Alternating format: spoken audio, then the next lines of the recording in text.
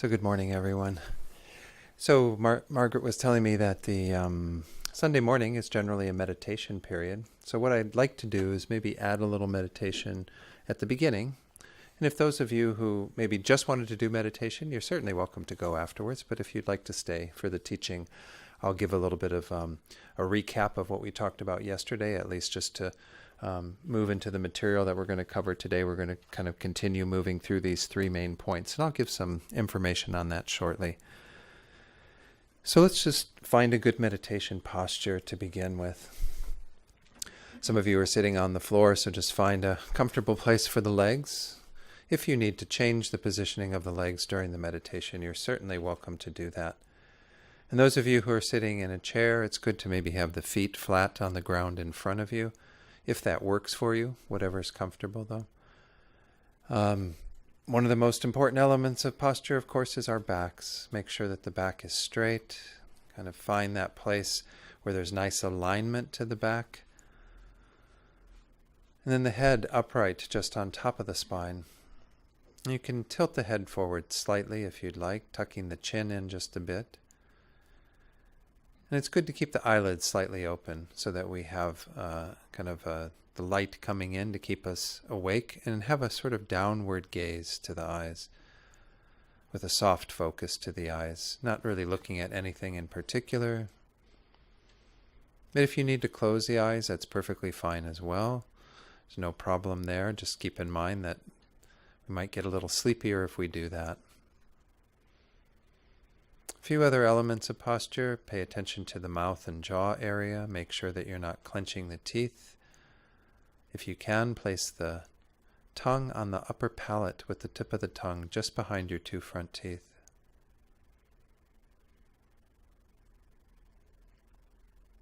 Bring your awareness to the neck and shoulder area as well, trying to release any tension there. This is a place where we generally do hold some stress, some tension in the body. And then check the body as well to see if there's any other places where you need to let go of tension. Sometimes we have a lot of tension in the face, around the eyes and the forehead. Sometimes we kind of tense up the lower abdomen and lower back. Just do a scan of the body on your own, and any place where you see that there's some stress, just try to soften into those areas. And finally, I didn't talk about the hands, but the hands can be placed with the palms up, the right on top of the left, and the thumbs together, making this kind of nice cradle that just sort of rests in your arm, in your lap, keeping a little bit of distance between the arms and the body. But if you need to put the arms in other positions, if that's not comfortable for you, you're certainly welcome to do that. So then to finally have just a little bit more relaxation to the body before we begin. Do this exercise I did the other night of just kind of breathing in very deeply. And as you breathe into the body, just feel every cell of the body expanding. And then when you breathe out, just let go of any other stress, tension, worries, preoccupations. Just allow that to all go out on the exhale as everything just kind of naturally contracts with that exhalation. And we'll just do a couple of breaths like this on your own, and then we'll begin our meditation.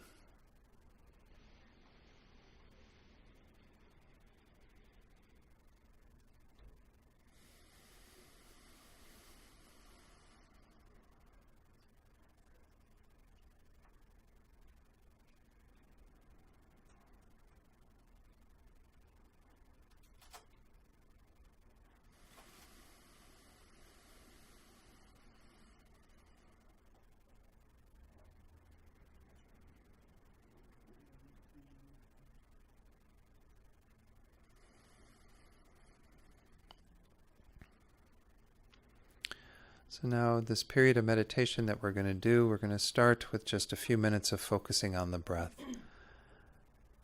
Each of you might already have some way that you prefer to work with the breath, and you can do that certainly if you'd like, paying attention to the breath in whatever way suits your mind.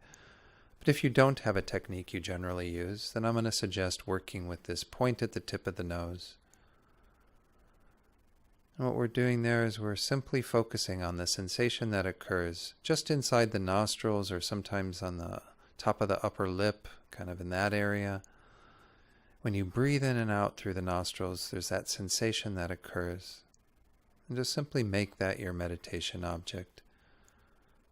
Try to stay present with that sensation through the inhalation, through the exhalation.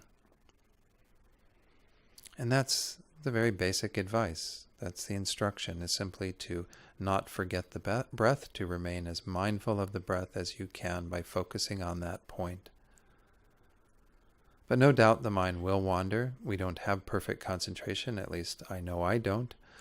So when we see that suddenly we're thinking about things that are on our minds, things that happened recently in the past that are still milling around our minds, or maybe we have plans for the future that we're making, things we're going to do later today or next week. Maybe we just have general other worries and preoccupations, things that we're just kind of having to acknowledge that will come into our sphere of thinking and so on. Or maybe we even get distracted by sounds. This is another distraction frequently. Whatever it is that pulls you away from the breath, when you see that that's happened, again, yesterday I talked about this part of our mind that we call introspection. That's what sort of notices what's going on. Occasionally we will have that mind checking in. And when we see that we're not on the breath, that we've gotten caught up in something else, the job at that time is to simply let that go, to make the decision to release that and to move back to the breath, so we restore our attention once more upon the breath. So I'm going to ring the bowl to begin this period of meditation. As I said, we'll do a number of minutes of silent meditation on the breath, and then I'll lead you in a short meditation before we begin the teaching.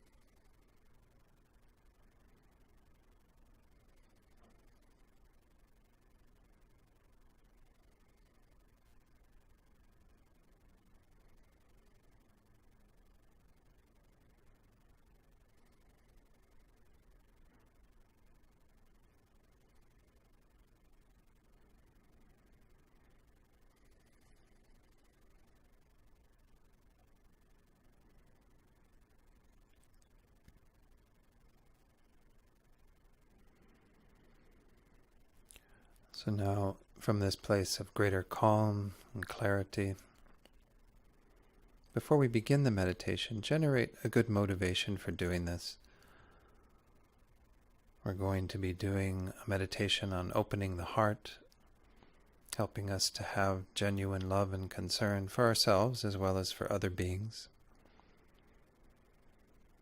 And those of you who were here yesterday engaging in these teachings, or who may have listened to them online, to see that we've been working with identifying things within ourselves that we would like to address. Our harmful habits, our negative states of mind. And we want to have this concern for ourselves that is genuine, that is rooted in loving kindness and compassion for ourselves, but moreover wants to help others to do the same work, to help others to address these harmful states of mind that are the source of their suffering, the source of their dissatisfaction. So as we do this meditation, we're doing it with that greater aim of not just helping ourselves, but of ultimately helping all beings. I'll just try to hold that intention for engaging in this meditation today.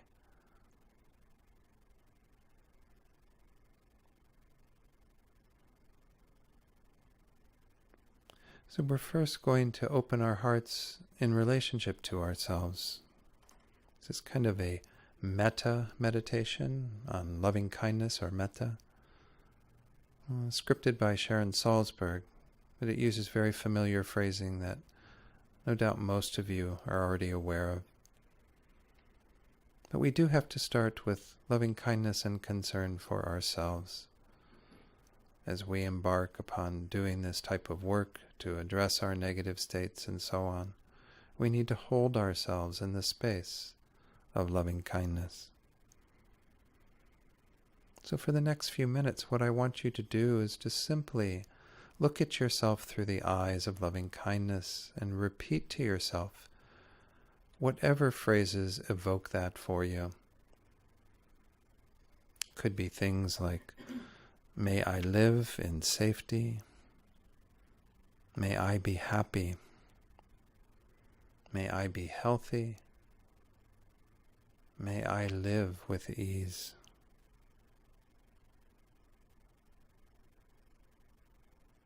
You can come up with your own phrases again, something along those lines.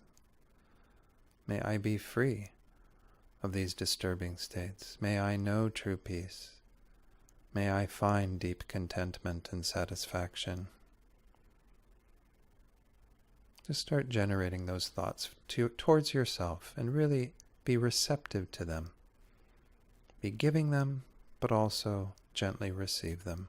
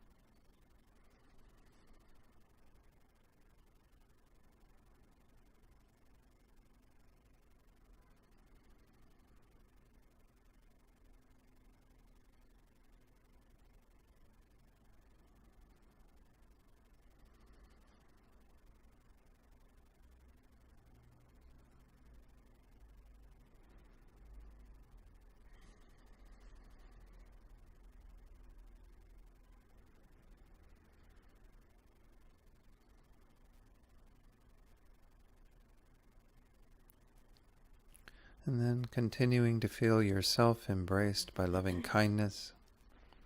Try to expand the circle a bit by thinking about someone that you already care about, a good friend, someone who's helped you in your life, someone who inspires you perhaps, but someone who you already feel quite close to. You can visualize them if you wish, sitting here with you, and get a feeling for their presence.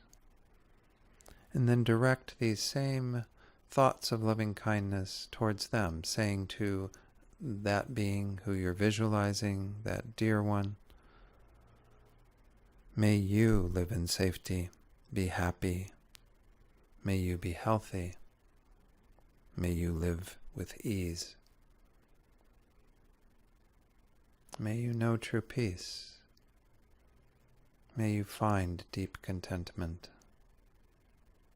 Whatever phrases work for you, but really feel your heart open and shower this being who you're visualizing in front of you, in this space with you, with loving kindness.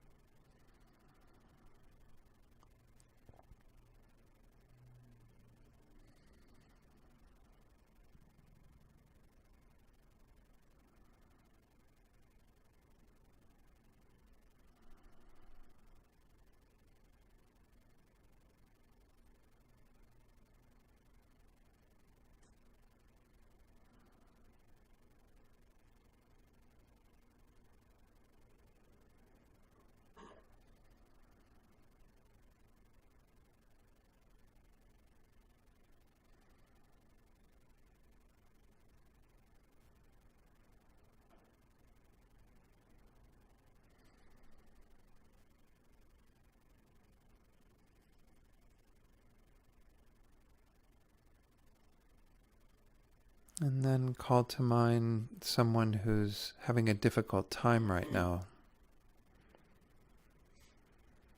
Maybe they've experienced a loss, some painful feeling, some difficult situation.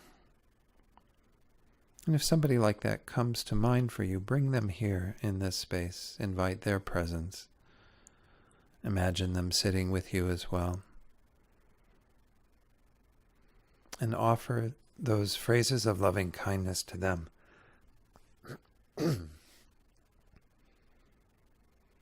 Thinking of them, generate these strong intentions. May you live in safety. May you be happy and healthy. May you live with ease. May you find true peace. May you know deep contentment and happiness.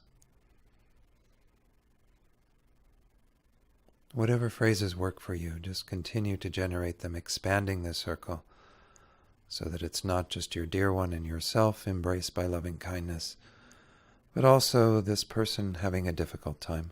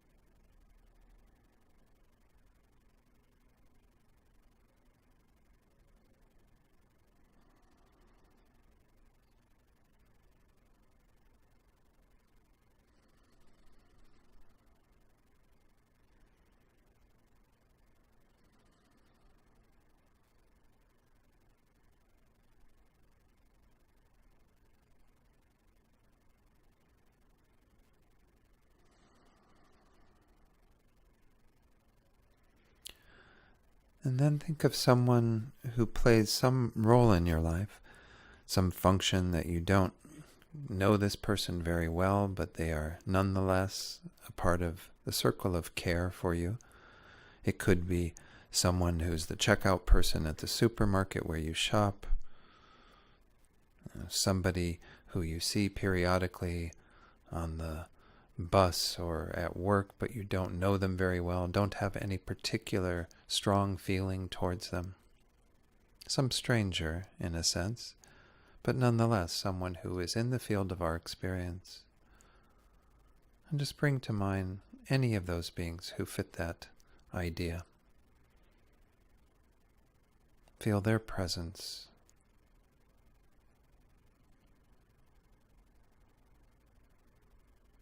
Imagine them sitting here with you and offer them the same phrases of loving kindness so that they too are bathed with these strong thoughts. May you be in safety, live your life with happiness, with ease. May you be healthy. May you have genuine peace. May you know freedom from disturbing minds. May you find genuine contentment and happiness. Just whatever works for you, just continuing to generate these thoughts in your own words or in any of these words. Feel your heart open to this stranger.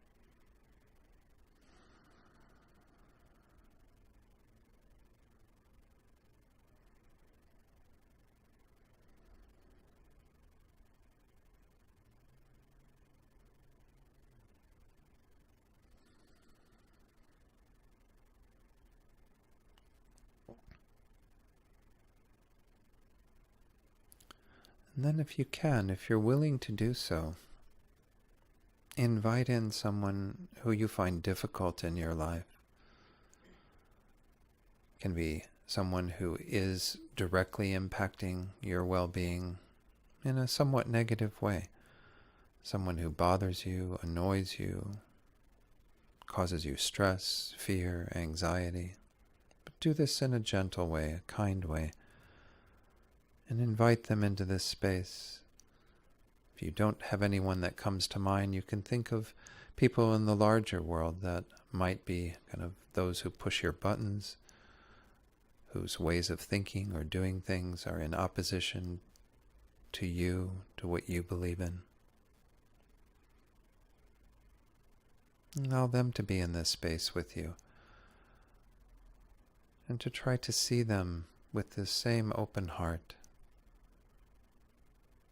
generating the thoughts, if you can, towards them as well that think, may you live in safety, may you be happy, be healthy, may you live with ease and find true peace,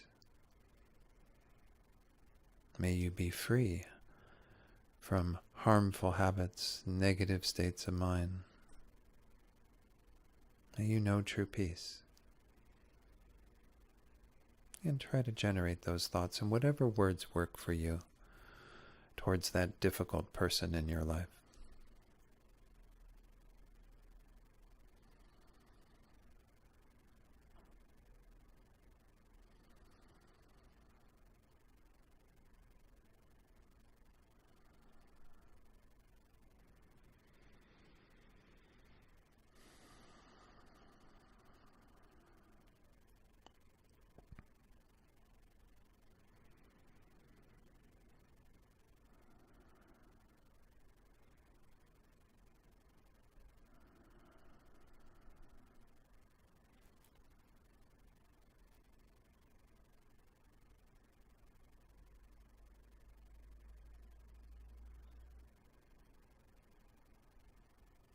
So as we aim the heart in this way, we're opening ourselves to the possibility of including rather than excluding, of connecting rather than dividing, of caring rather than being indifferent. And ultimately we open in this way to all beings everywhere, without distinction, without any separation. So try to generate those final thoughts in conclusion in this meditation, trying to open the heart completely to the vastness of creation, to all the beings, all the animals and humans, all the beings in this existence, in whatever realms of existence there are, those that are known to you, those that are unknown to you. Think, may all beings everywhere live in safety, be happy, be healthy, live with ease, know true peace. May all beings everywhere find complete freedom from all that disturbs their minds. May they all find complete peace, well-being, happiness, contentment.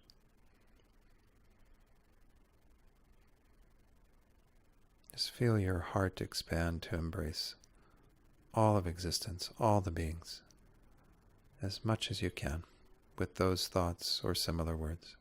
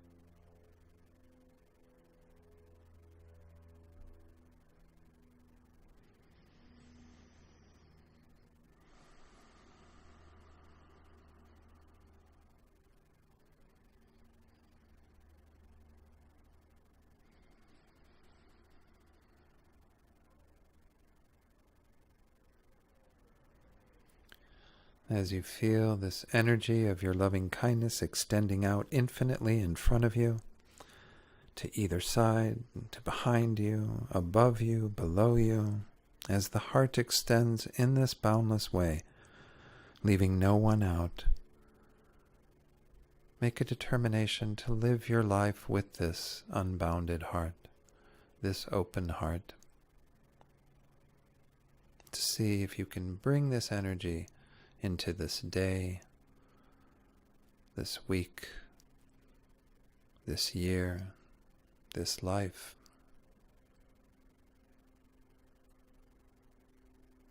And hold that strong intention.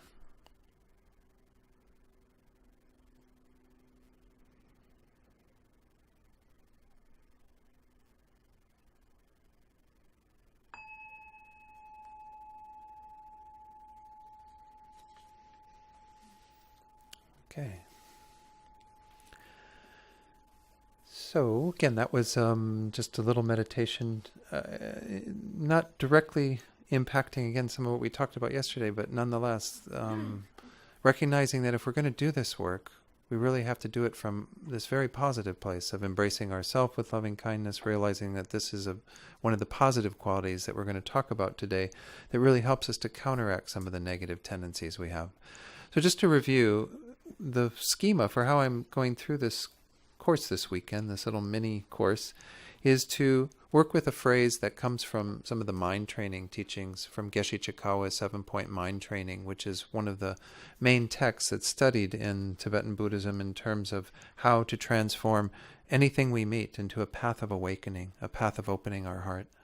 And so one of these phrases is called train in the 3 difficulties. And so we've been working with this idea of our negative states or our harmful habits, the things that go on in our minds that the Buddha says are essentially the cause of our suffering, the cause of our dissatisfaction. And of course they cause problems for others as well. So the very first step and the first difficulty is the difficulty in identifying the negative states. In other words, seeing them at the point where they're arising, knowing what all the causes and conditions that are behind the scenes that cause them to come into our minds, so that we can see, this is in the blue are Pema Chodron's phrases for these. We can see our neurosis as neurosis. We can begin to see these patterns in our mind that are harmful and recognize when they're coming up, see when the causes and conditions are coming into play. So we looked a bit at a number of factors that contribute to the arisal of these disturbing states of mind. I won't spend time going through that again today. Just know that this is the first difficulty. Well, why is this a difficulty? It's because we've just bought into these states of mind so frequently. This is why we called this, harmful habits. They have become habituated in our minds. They're our default mode. So when somebody offends us in some way, when we're driving or out doing our errands or what have you, and they mess with our peace, or as I said yesterday, they harsh our mellow, this California phrase. When, you're mellow, you're just going along doing what you want, and somebody, causes that to not continue, then we have our default mode, which is usually to get upset and angry, maybe honk at them or do something that, will be kind of retaliating back at them. And that's probably one of the more dangerous ones, is anger. We're going to talk about that shortly. But obviously we have many different default emotions that come up, these harmful habits that we've created that aren't useful in the situation. If they got the job done, if they actually did something positive, then that would be fine, but they don't. They simply complicate situations. They exacerbate our suffering. So we have to be able to identify them and see that these are arising. They're coming from those causes and conditions, and we can have that awareness. Sometimes just having that awareness, as I said yesterday, is enough to stop them. If we kind of can see that that's arising, we can see it at that very minute point when the whole process starts. Yesterday I was talking about this way that Pema Chodron talks about this as Shenpa. It's kind of like the point where you get hooked, the point where you get kind of caught up in it. It's like very adhesive and sticky. You're stuck. You've already begun that process of everything that's going to follow from there. But if you catch it right there and you let go, it's very easy to let go when it's just a small thing. Much harder when it's, full blown. But it's hard to recognize at that point. It's hard to identify what's going on at that point, that we've gotten hooked again. So it does require some skills, and we're going to look at those today and how we actually go about counteracting these delusions. This is the second of the three difficulties. The first, identifying them. The second, actually counteracting them at that time when they're arising. This is generally after they've already begun some process of taking root and beginning to manifest. We need to do something different. We need to not do the same thing over and over again. They said that phrase that's well known, that insanity is doing the same thing over and over again and expecting different results. Well, we're just going to keep getting the same results. We're just going to keep having more difficulties and problems in our lives if we keep doing the same thing over and over again. So we're going to do something different. We're going to try to entertain different ideas and different thoughts. And then the last thing that we're going to look at today is how do we really go all the way in terms of eliminating them. So as I mentioned yesterday, we could divide 2 and 3 in a sense. Not that that's the full topic, but 2 is really what we call the temporal antidotes, meaning the sorts of states of mind that are useful at the time to counteract specific things that are happening. And I'll go into that in a moment so you get an idea of that. The eliminating them really has to do with a more ultimate antidote, the final antidote. What's going to actually get rid of it completely. If you compared this to like an illness, we would say that something that counteracts the symptoms of an illness is kind of the second point, right? It keeps you from having to scratch the itch that you need to scratch. It keeps you from doing whatever that symptom is produced by the illness. But eliminating it means to get rid of the illness entirely. So you no longer will have the itch, but you also won't have the illness at all. Whereas the second one kind of relieves the itch, but it doesn't really do the final work. Good to relieve the itch. Don't get me wrong. Again, the second step is a necessary part of it. But we have to be able to eventually get rid of these states of mind completely so that they don't arise again. And the Buddha taught techniques for us to be able to do this. So any questions up to this point then of what we're looking at and what we're going to be talking about today? or on the meditation even, anything that... Okay. All right. Let's go ahead and take a look at this. So as I mentioned yesterday, this counteracting the delusions, the negative states, harmful habits, one of the main things that's involved in this is our willingness to change and our acknowledgement that we can develop the courage, the conviction to overcome these delusions. And again, my meditation, why I chose this meditation around opening the heart is because we have to do this with a real softness and gentleness towards ourselves.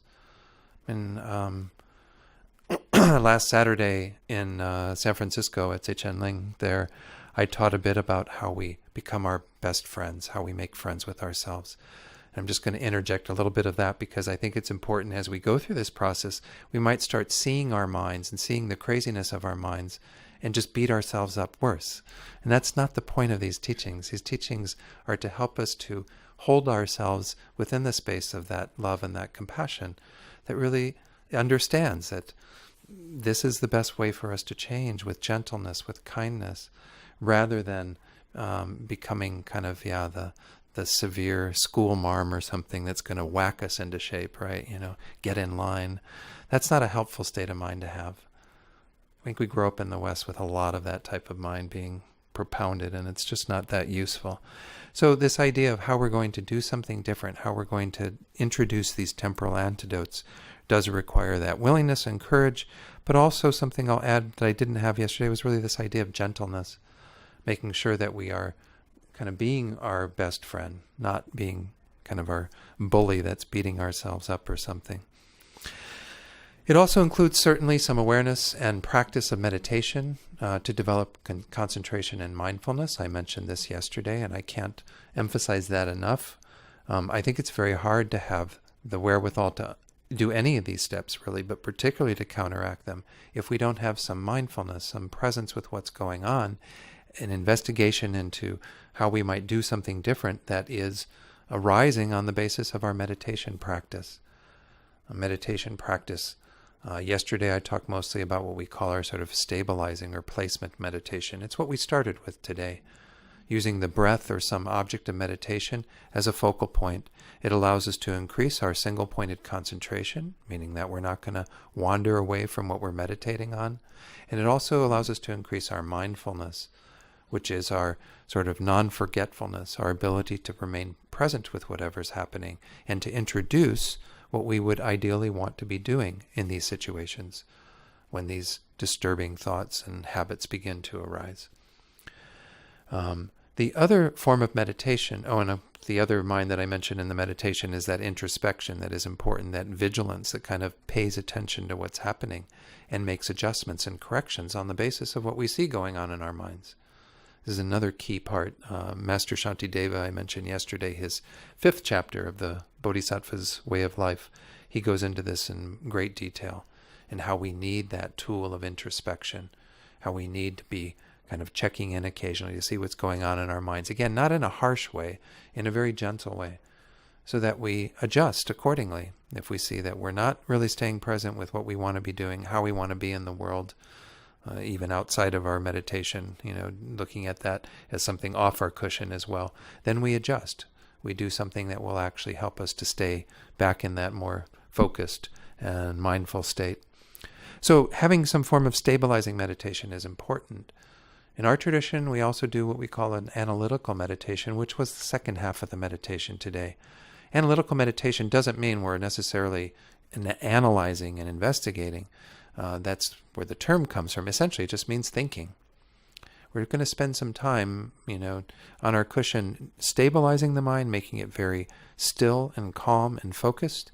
And then we're also going to spend some time investigating thoughts, entertaining thoughts, bringing in emotions that we want to experience, like loving kindness and so on. Why? Because this is how we condition our minds to have that as our default mode, to have more positive states and more correct ways of thinking that we've investigated and we've come to see as truth through our analysis.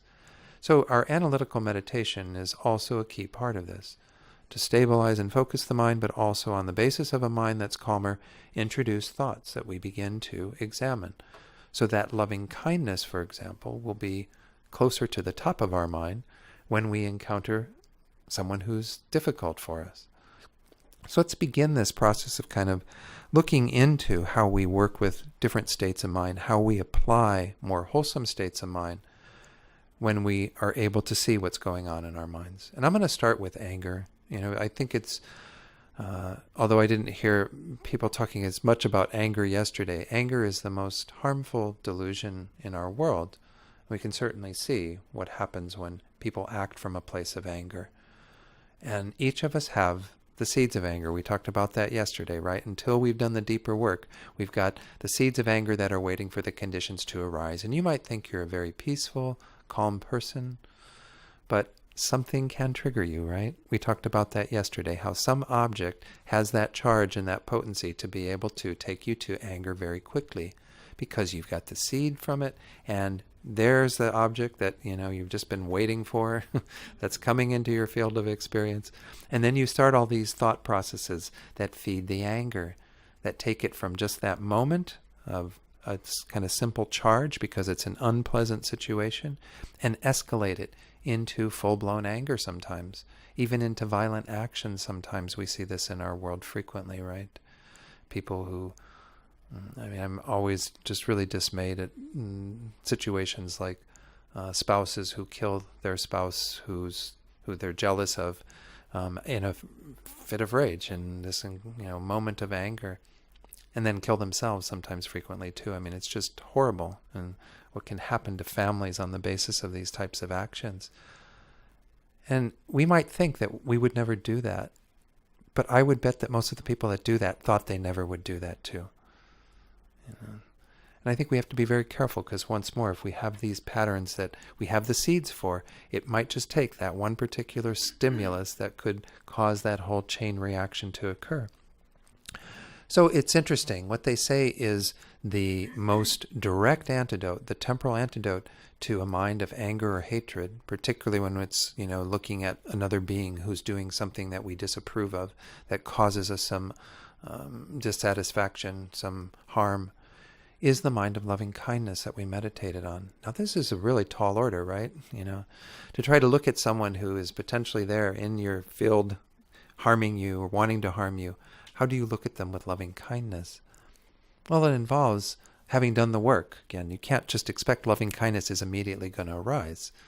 That's why, once more, our being grounded in a meditation practice is really useful, because the more time we spend meditating on loving kindness, expanding it in this way like we did in this meditation, where we think about what's easiest for us to generate loving kindness for ourselves and for others. Well, maybe ourselves is difficult. That's why they suggest you start with yourself, because maybe that is hard for us to really get in touch with genuine love for ourselves. But then we expand it out to those that we care about already, to those that we find their situation moves us, but maybe we're having some obstacles there. And when we generate that for strangers, we generate that for even the difficult people. If we keep expanding the circle of loving kindness in our meditation, then we'll have a much greater chance of being in touch with that. But let's see the rationale for having loving kindness for those beings. So imagine you're in a situation, and maybe you have been recently, where someone has done something really harmful to you, or threatened you, or even just said something really unkind to you. What's the rationale for having loving kindness for them? Anybody? What would be, just what comes to mind? Why would it be valid to have a mind of loving kindness for them? We talked a little bit about this yesterday. To contract whatever the Okay. anger is, right? Do something different. Okay, Not good, perpetuate. good, good. Yes, thanks, Anya. Yes, To have peace within yourself. good. Okay, so we see that there's a subjective experience that's really an important part of it. It does counteract what's going on in terms of the external environment frequently. But in terms of validating why we can have it for that particular person, this is a person who's trying to harm you, remember? Or they're saying something negative to you or about those that you love. Yes. When they see you have that loving kindness, Uh-huh. they can see you and they think about it Okay. and reflect it to them. Yeah, And they good. can see Good. the good of it and, Uh-huh. you know. Good. So it is a very effective tool to get to the other person. And it's based on the fact that it's because even if they are lashing out at you, even if they are doing something harmful to you, they're doing that in a sense in order to become happy or in order to be free of their own sort of misery or suffering, right? I don't think anybody does these things with just absolute malicious intention. It's always being driven from something within them that is unsettled, that is not right. This is what Lynn, who was here yesterday, said a little bit as well. That if we look at somebody who's harming us or harming those that we love, we can see that they're wounded themselves. We can see that they're coming from a place of their own suffering and their own discontent. Or they wouldn't be doing what they're doing. I mean, if they were at peace, which is what we want them to be by generating the mind of loving kindness towards them, if they were at ease in their lives, there wouldn't be any disturbance at all going on, right? But because they're not at peace, because they have these same patterns, these same habits, these same delusions, these same crazy minds, this is why they're lashing out. This is why they're being difficult for us. So there's a complete validation for us to generate the mind of loving kindness for them. Because within the mind of loving kindness, we are seeing them in truth as a being who is under the control of these factors, who's struggling with their own demons, their own crazy minds. And we're generating simply a thought that wants them to be free of that, wants them to know peace, wants them to be happy. I mean, if we think about anybody in the world who's causing us any kind of problems or difficulties in terms of their political views or their actions or whatever, it's a very powerful thought.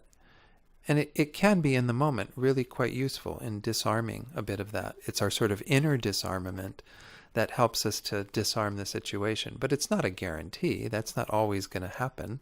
But nonetheless, we'll be at peace ourselves. This is what was your name? Yes. Sitar. That's what Sitar was saying. Was that we kind of have that inner peace then. It can have an effect on the situation, but it's going to allow us to have inner peace. And when we have inner peace, we're probably going to make a different decision about what to do at that time.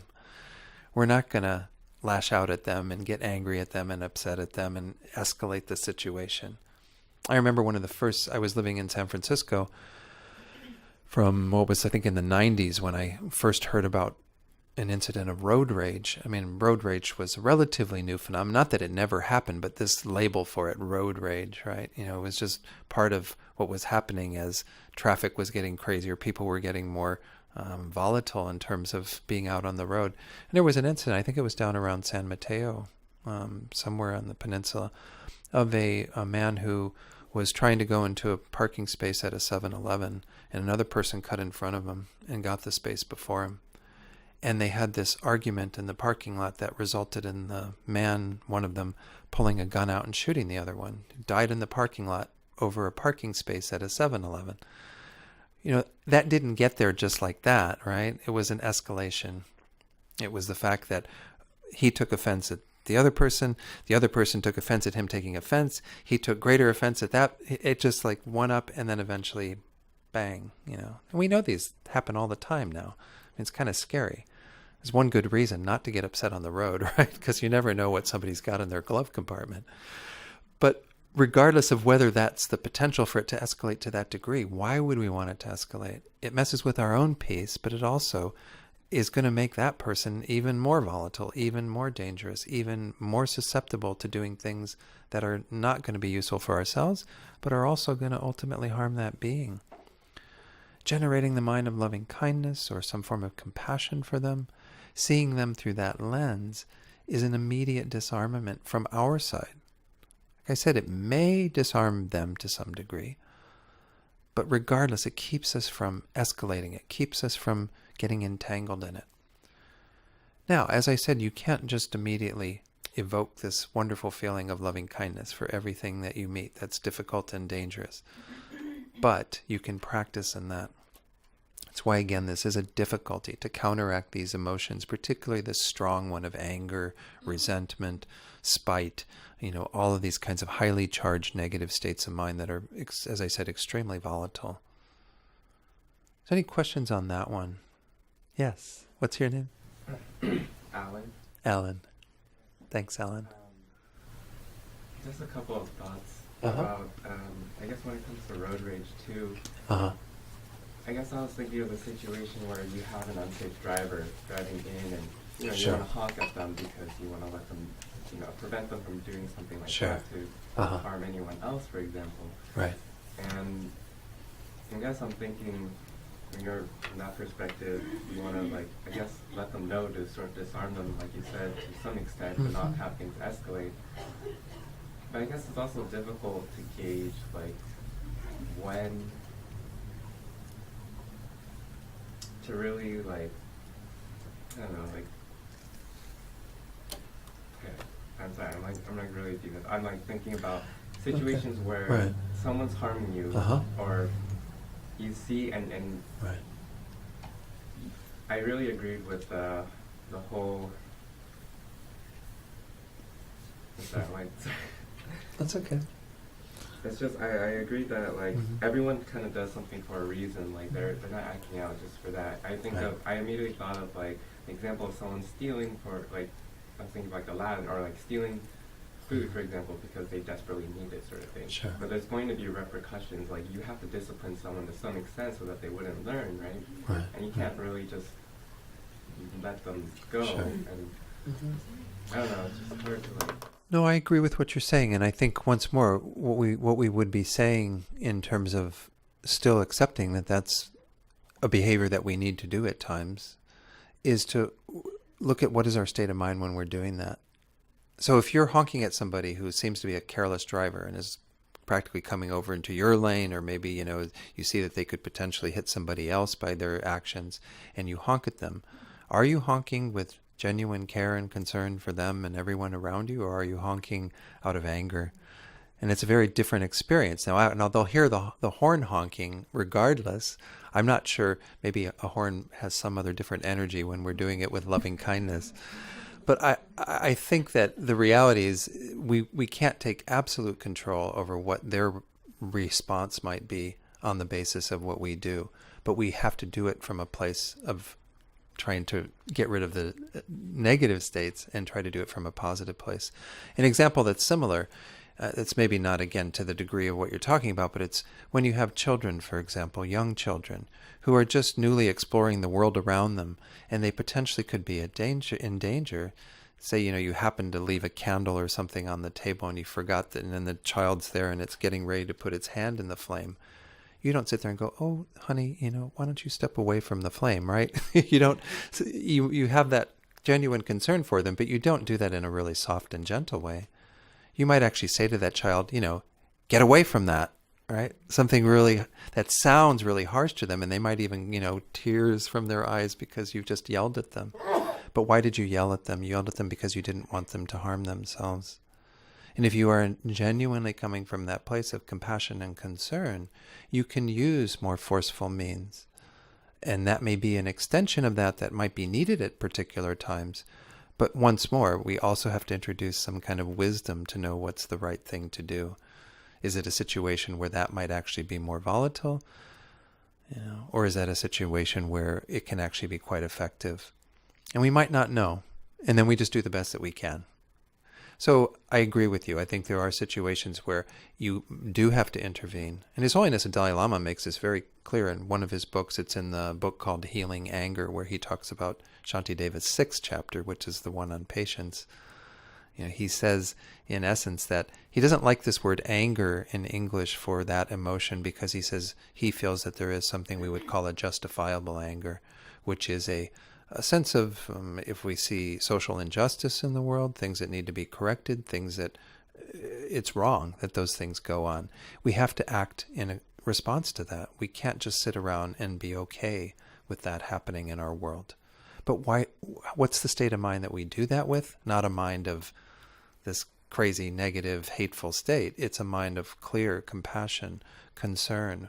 Because you're not just concerned for the people who are being affected by that. You're not just concerned for the person who might get hit by that driver that's being careless. You have a concern for the driver as well. You have a concern that is universal. And if we have that universal concern, then we're going to be, again, making much better decisions about what we do, being more effective in what we do. This is where you look at some of these great people of the past, Mahatma Gandhi and his sort of revolution of nonviolence in India. to allow the Indian people to have their freedom. He was dedicated to a path of nonviolence, never wanted to veer away from that, because he saw that that was the only way that effective change was going to happen. It wasn't going to happen through revolution where everybody grabs guns and whatever and fights the enemy. Yeah. So does that make some sense then, Alan? Does that address your question? I hope. Is there some additional question? Yeah, I mean, you did answer it, but it did get me thinking more about, especially when you mention children, or say someone dear to you, or you're in a relationship, or your family, or things like that, where it can be really difficult trying to reach out to them, or if you see them as a potential source of suffering, you're trying to understand like where they're coming from, and say you try all that you can, or you feel like you're doing all that you can, and the situation isn't changing. And I know earlier you said that it's like insanity if you're basically doing the same thing over and over and you don't see change. I mean, there's always some sort of other possibility, but sometimes it's really hard to like find that way. But Absolutely. And this is why, again, this idea of introducing wisdom into it. And if we lack the wisdom to know what is the right thing to do, which is frequently the case, well, then we need to gain greater wisdom, right? It means we need to work on ourselves so we are better capable of doing what needs to be done. That's why this path, frequently we talk about the Mahayana path, the path to Buddhahood, as being two wings, the wing of compassion and the wing of wisdom. And compassion here includes all the other sort of positive emotional states that we can generate towards beings. We need that kind of impetus behind how we are in the world, that we're going to be genuinely concerned about the welfare of others, the people in our lives, as well as all beings in general. But we also have to have some wisdom to go along with it. Otherwise, I think it was even this phrase that got coined by Chogyam Trungpa Rinpoche, we have idiot compassion.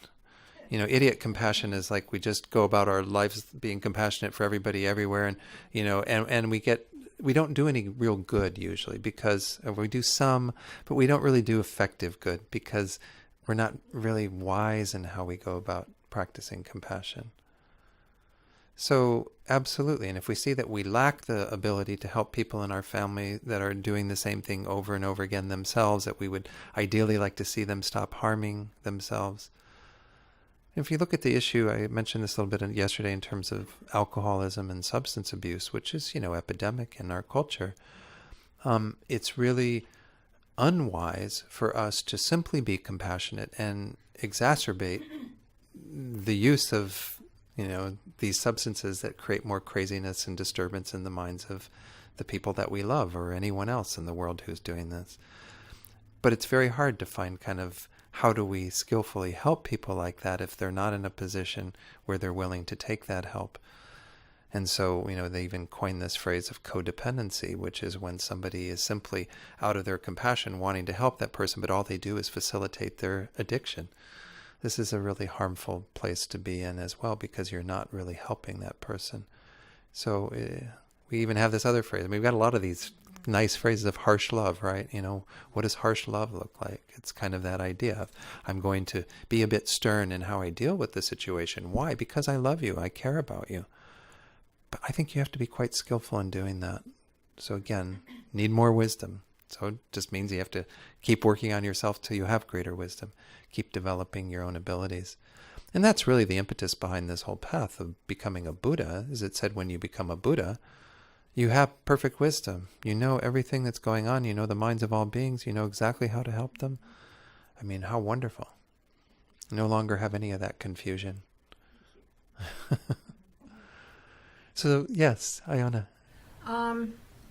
What I'm seeing for myself is the neurosis part is like attachment. Real attachment, and then also the I that comes in really strong. Sure. And then like even substance abuse, or somebody who has a very different point of view than you have. Sure. But how do you be kind? That's always in the background for me. Yeah. But at the same time, not be attached to people that you're really attached for. And I'm a caregiver. For years I've been taking care of people. So it's kind of almost like a whatever you call that, predisposition. Yeah. You know, how do, Sure. those two are married almost, Mhm. and how do Mhm. you, without cutting people out or Mhm. off?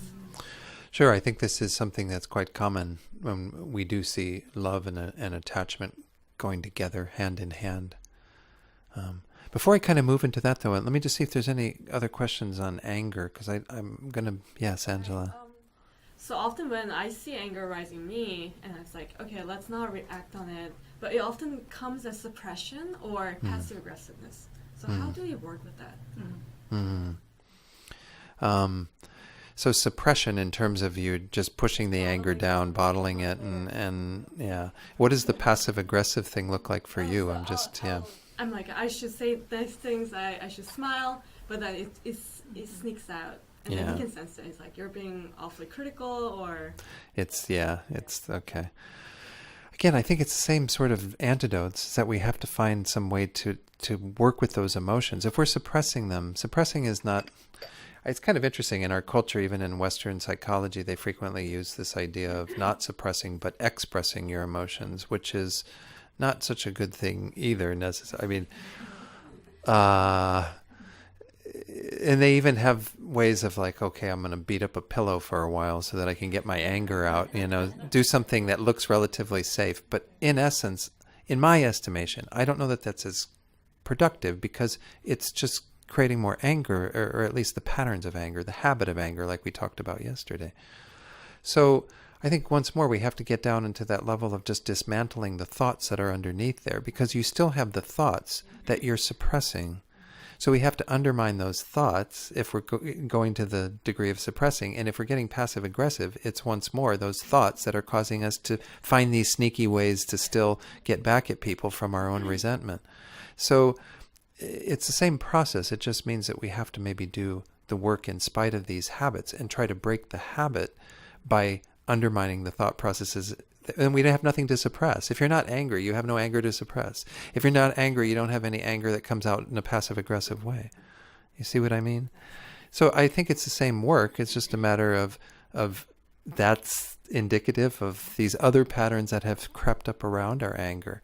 And certainly when it comes down to it, I mean, maybe the suppressing of the anger is better than expressing it in a way that exacerbates and complicates the situation and causes great conflict with those around us. But it's still not a healthy way to deal with anger, because it's not doing anything to get rid of it. When I was studying in university, and it was actually in one of our business classes, I think on business and ethics, there was this idea of like cashing in your stamps. They used to have stamp books. I know this was indicative of when I grew up. There was, you would like collect these S&H stamps and stuff, and then my mother did this, but I also knew about them anyway. You'd fill up your stamp book, and then you'd be able to cash it in and get like prizes or gifts or whatever. But we do that with our anger too, and when we suppress it. Inevitably, if we just keep putting more stamps in the book gets full at some point.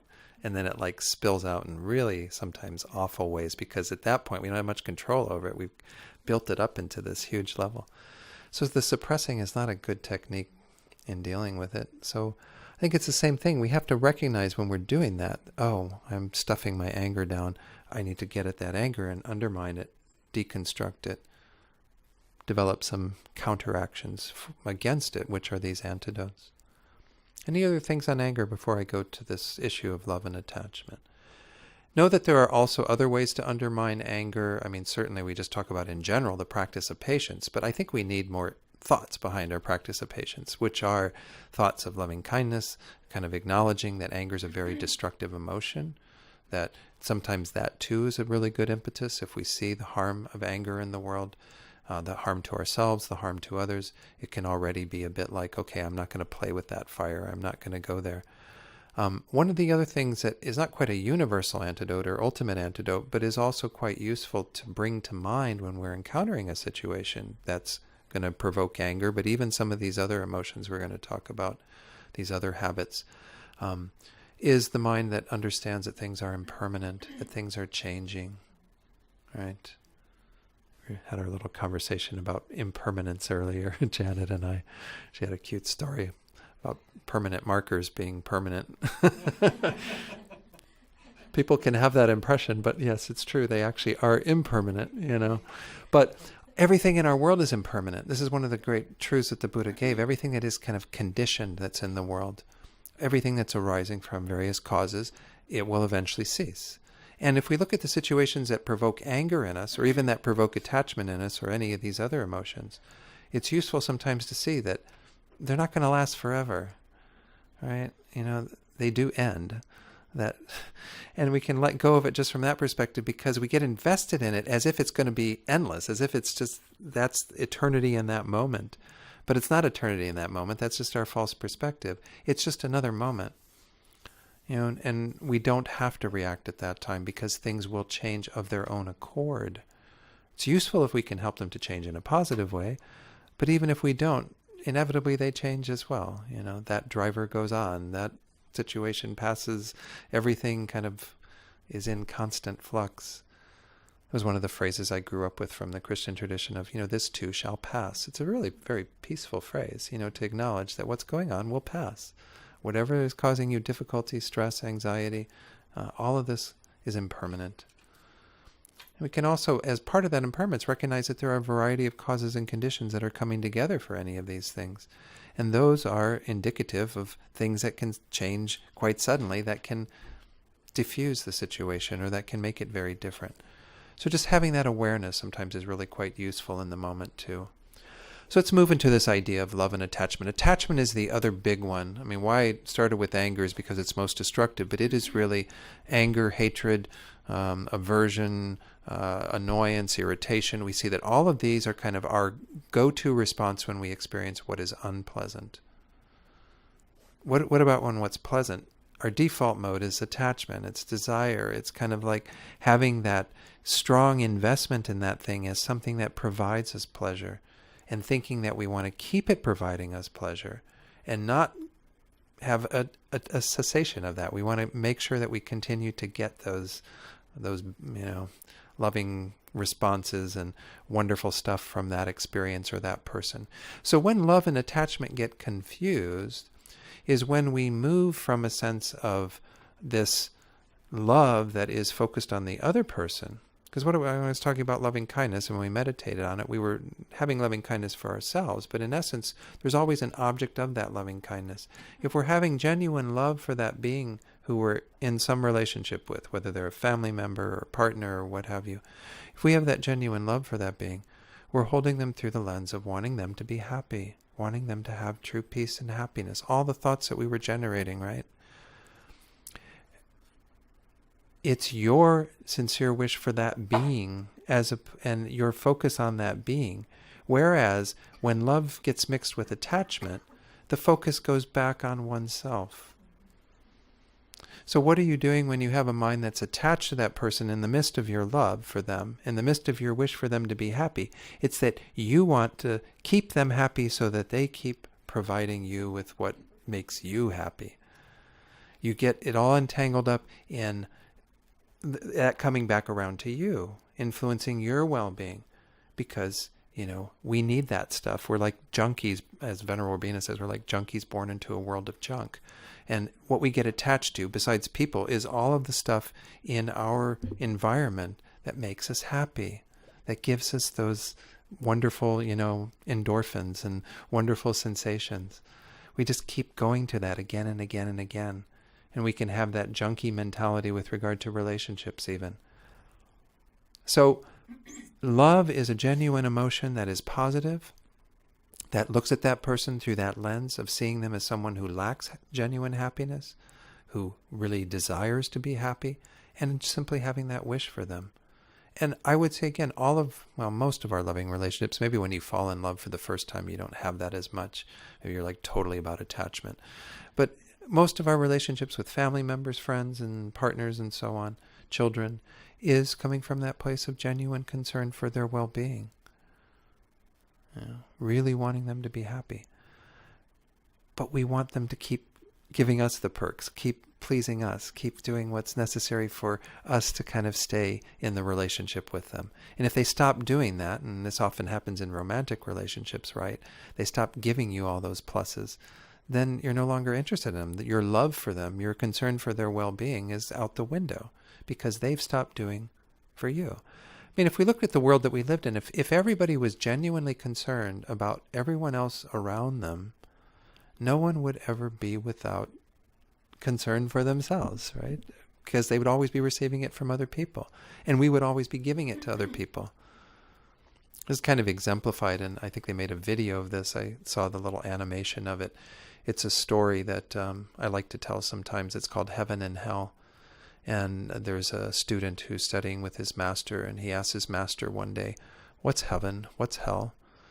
And the master says, "Come, I'll show you." And he conjures up this place that they walk into, and there's a hallway, and there's a room off to one side, and he opens the door.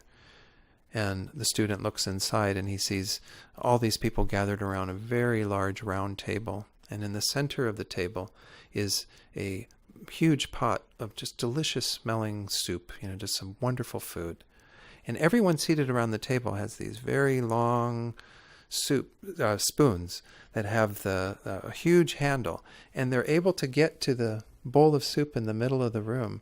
But when they try to bring it back to their mouths, the ladle is the spoon is so long that they can't get it to their mouths. So they're all like miserable and famished and suffering. And they're just all having the same experience of not being able to get the soup to their mouths. And the master tells the student, "This is hell." And then he goes a little further down the hall and he opens up another door. And when he opens up that door, the student looks in and it looks like the exact same scene, right? It's the same table. There's this bowl of soup at the middle. Everyone's got the long spoons. But here, everyone's like robust and happy. And the student says to the master, "What is this?" And he says, "Oh, this is heaven." And he says, "But I don't understand." And he says, "Oh, here, they have learned to feed each other, whereas before they could only think of feeding themselves." So it's kind of like that idea that if everyone is feeding everyone else, if everyone is genuinely concerned about everyone else, then someone's going to be concerned about you. In fact, you're going to have infinite beings concerned about you. It makes sense at some level. We have to kind of think in these terms. We have a mentality in our culture that is really thinking about me, myself, and I all the time. This is almost, again, getting close to that deeper investigation that we're going to go to shortly, which is kind of what's the undermining ignorance that's guiding the whole show, is that strong grasping at a sense of self. But here, in the mind of attachment, what's happening with that sense of self that we're clinging to is that we think we need to be concerned about number one. We need to be concerned about satisfying ourselves, making sure that we get the strokes, that we get what we want, that we get everything that pleases us. So we go about that in these unhealthy ways. We use other people for that. We throw all this stuff at them, but we do it with the intention of getting stuff back. So we have some genuine love for them, some genuine concern for them, but it usually gets tainted with attachment, which is about me. What am I getting from you?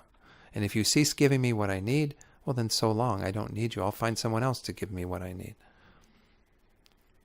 So these get very caught up. Now, there are some bonds that we have. I mean, frequently people talk about, if you're a parent, you might talk about the attachment you have for your children. Well, some of those bonds are a bit of our biology in a sense. I mean, we do tend to have a greater concern for the beings who are close to us in that way. And some of the thoughts and emotions we have of care and concern for them can be more highly charged. I mean, look at, they talk about how a mother whose child is underneath a truck or something will lift up the whole truck in order to get the child out, even though they don't have generally the physical capacity to do that. So we see that there's some kind of biology that's very special. Even in animals we see this. I remember hearing about a cat. They ended up calling her Scarlet O'Hara because she went back into a burning building to save her kittens, like 4 or 5 kittens. She came out singed herself, burned, but she did this because of her attachment to those cats. Now, I'm not saying that's the exact same thing as an attachment that's a delusion, because I think that's, again, a bit more primal. So sometimes when we talk about attachment to those that we're quite close to, it is because we're quite connected to them, and our concern for them is almost an empathy that's really very, very close. We can feel their pain so easily because of that closeness. So in that way, I don't know that type of attachment, if we use the word in that context, that it's quite equivalent. What we talk about here when we were this delusion or this habit that we have of being attached, of having this desirous mind, that manifests sometimes even in greed and miserliness, and all of the other stuff that we see follows from that attachment. This is that unhealthy state of mind. It's not something that is driven by genuine concern. It's something that is actually driven by self-concern, self-centeredness, self-focus. Yes, Jamie, right? Yeah. So I imagine that in my life, there is probably, it's unconscious at times, the people that I love, that I'm actually doing it out of an attachment towards, Right, trying to take right. care of myself. How do I become more aware of when that happens? Is it Sure. when I become angry at someone that I love? That may mean that my attachment is stronger, or That's are a good there, one. cues that Yeah. I can look for? Yeah. Well, certainly when it gets to that point, sometimes, I can't think it was Lati Rinpoche who may have told Venerable Rabina this, and we hear it from Tibetan Lamas all the time. I don't think it's that unique of a teaching, but sometimes they say that anger is what happens when attachment doesn't get what it wants. So we can see that attachment is our default mode at a greater degree, which is that we always go into situations with some level of an expectation that comes from our mind of attachment, that we're going to get the strokes, the perks, whatever it is that we need from that person. And we get angry or upset when we don't get it, when they're not in a place to be able to supply that to us for whatever reason. So that's when it becomes pretty overt, I think, is when we notice that the mind of attachment must have been behind that, or we wouldn't be getting upset. We must have had some level of an expectation that they were going to fulfill our needs, and therefore we're upset because they're not. I think, once more, to identify attachment is one of the hardest things to really get to. Frequently they compare it to oil that gets into cloth. If you've ever tried to get a really deep oil stain out of cloth, you know that the first time you wash it, it only makes some impact, but it leaves a very solid spot that you need to wash again and again and again. And you keep putting it in the washer, maybe scrubbing it with kind of deep cleanser so that it will eventually be gone. Well, attachment's like that. It's sort of the oil and the cloth of our minds. It kind of seeps into how we think and how we go about stuff, and it's very hard to remove. It's sometimes even hard to identify that first step, as your question is directed. So how do we get better at identifying what attachment is? I'd say the most primary tool is in our meditation. This is where, again, our meditation isn't just sitting there kind of quietly focusing on the mind. Our meditation is going in and taking a look at the patterns that are happening in our lives and investigating them. A good analytical meditation on our own attachment is a wonderful thing to do frequently. And maybe even at the end of a day, we might look back. You could do it at the beginning of your day too. It's a nice way to prepare yourself for the day. But to look at the things that are operative in your life that induce this mind of attachment. If attachment is present, again, it feels very sticky. It feels like it gets us caught up in things in ways that we are invested in that are more highly charged. So that, once more, if we don't have that in our lives, we're more irritable, more capable of being upset. So if we see that there's that kind of charge to it, then we've gotten hooked at a deeper level. We talked yesterday about kind of there's that initial hook, that initial grasping, which can be to either negative or positive. Here we're looking at the process that happens when it's positive that gets us stuck even further, that kind of draws us in. We're not putting all the onus on the object. I used this phrase earlier of we're junkies born into a world of junk. We can say the object plays a role, but the object's something that's out there and incapable of doing that for everyone, or everybody would be attached to the same stuff we're attached to. Everybody would want the same partner that you have. Everybody would want whatever it is that you seek. So we see that these are quite individual for us. We've got some kind of karma around that we get stuck on those particular things. So we begin to deconstruct this and see what's going on. This is a bit of what I did yesterday in showing that there are a number of factors involved in that arisal of attachment. There's the object, there's the seed of the attachment that we had in the past, there's our thought processes that look at that in an inappropriate way. So with attachment, what is attachment doing? I talked about this a little bit yesterday. It's exaggerating the positive qualities. Over here with anger, you're exaggerating the negative qualities. You're making the sum total of that person or that situation negative. You're making it entirely into black screen and you're getting reactant to that. Over here, you're making it entirely into the white screen. It's all positive. It's all wonderful. You're being blind to other factors about that are a more balanced view. And there's other thought processes as well that feed into this, but they just cause the attachment to become stronger and stronger. We become totally convinced that we have to have that in our lives or we're going to be miserable. We get more and more into that grasping mentality. And then, of course, it's influenced by other things. It's certainly influenced by the habit. The why do we have particular things that we delight in, that we're always our go-to thing? Whenever we're feeling lousy, we get that out of the fridge, or we listen to that piece of music or whatever. It's because we have strong attachment to those things. We've created that habit. So there is a habitual side of it. And there's also, again, with a lot of the delusions, there's the influence of external factors.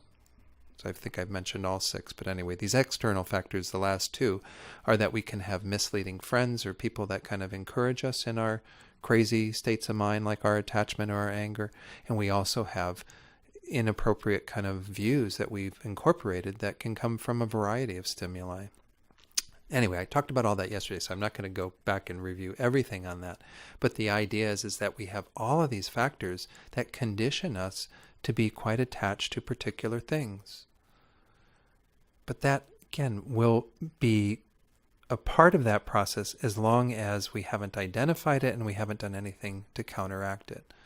So the identification of it is a key part, and that's where I said if you go and spend some time in your meditation and actually look, well, where is my attachment operative? How do I see it happening in my life? What are the things that really hook me, that I get totally caught up in and kind of lose my sense of mind because I just really want that pleasure. I seek that pleasure. There's nothing wrong with the pleasure. What's wrong is the state of mind in how we relate to that pleasure. I think, again, I'm quoting Venerable Rabina a lot. She said, Lama Yeshe used to say, the more pleasure, the better, dear. At some level, pleasure isn't the problem. It's our distorted view of that pleasure because we become like junkies. We think we need to keep that pleasure coming and we get so attached to it that we get miserable when we don't have it.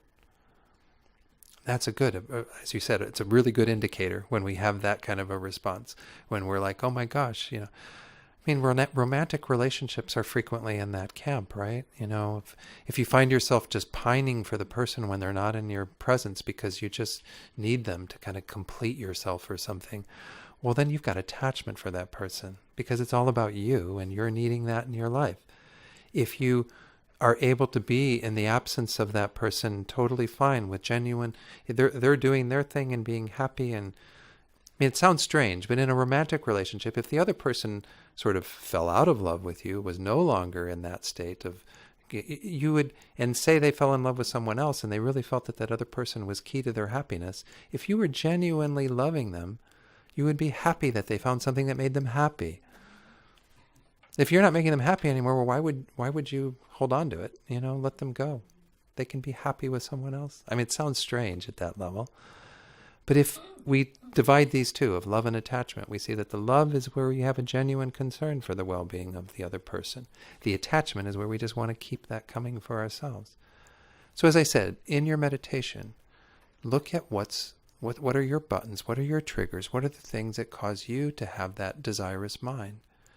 And then to begin to deconstruct it and see that you're not seeing the full picture at that time. This is the most important antidote to attachment. How we counteract attachment in the moment is that we open ourselves up to a broader view of what it is that we're attached to. We begin to see that there are also unfavorable characteristics to that. We begin to have a more balanced view of it. Because as I said, when the mind of attachment is present, we're only focusing on what is delicious and delightful and, scrumptious about that. We're not looking at the full picture. We're not seeing it within all of that context. So, as I mentioned this yesterday, actually maybe I could share that little story from Lama Yeshe when he's talking about the way that our minds go crazy when we are in love and falling in love with a person and all the language that goes behind it. We can, again, sort of see the processes that are involved. It's 11:30, and I'm people need to stand up and stretch or something? No, everyone's fine? Okay. Here. Well, this is an interesting part. He says, the Western mind is very interesting. In some respects, it is very skeptical, doubting everything. This can be a very good attitude, especially when surrounded by untruth. Yet in some respects, the Western mind is totally the opposite of skeptical. If it sees something that has one good aspect, that has one interesting side to it, then without hesitation, it accepts the whole thing as good. This is what our mind is doing with attachment to some degree. Maybe we see more than one thing that's good, but we see like enough things that are good, and this often happens in romantic relationships, right? That's why you're attracted to the person, right? Because you see enough things that are good that convince you that that person's a good person for you. They're a good fit. They're a good match, you know? So, as he says, this overly emotional attitude is very dangerous. And he goes on to say, again, this is where he talks about... let me find that part where he talks about relationships. Not finding it in the moment.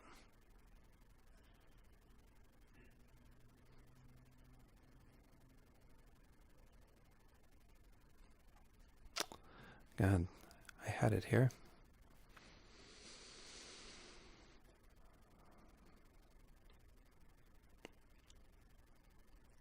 Meditate. Well,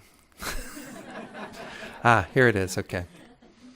Sometimes the object of delusion forcefully impresses itself on your imagination. For example, in the West, when you are about to part from a girlfriend or boyfriend, you both plead, please don't forget me. Keep me in your memory. If you forget me, it means you don't love me anymore. That's why you are not free. You can see that you are not free because you have become obsessed in this way with one object. Oh, I think I missed the part before it that was even better. That's okay. Lama Yeshe is incredible. So again, when we see that these are the types of patterns, the thoughts that we have about these objects, it's indicative that we have attachment present. And what attachment is doing is it's latching on to what is good. It's focusing on that, and it's excluding anything that is bad.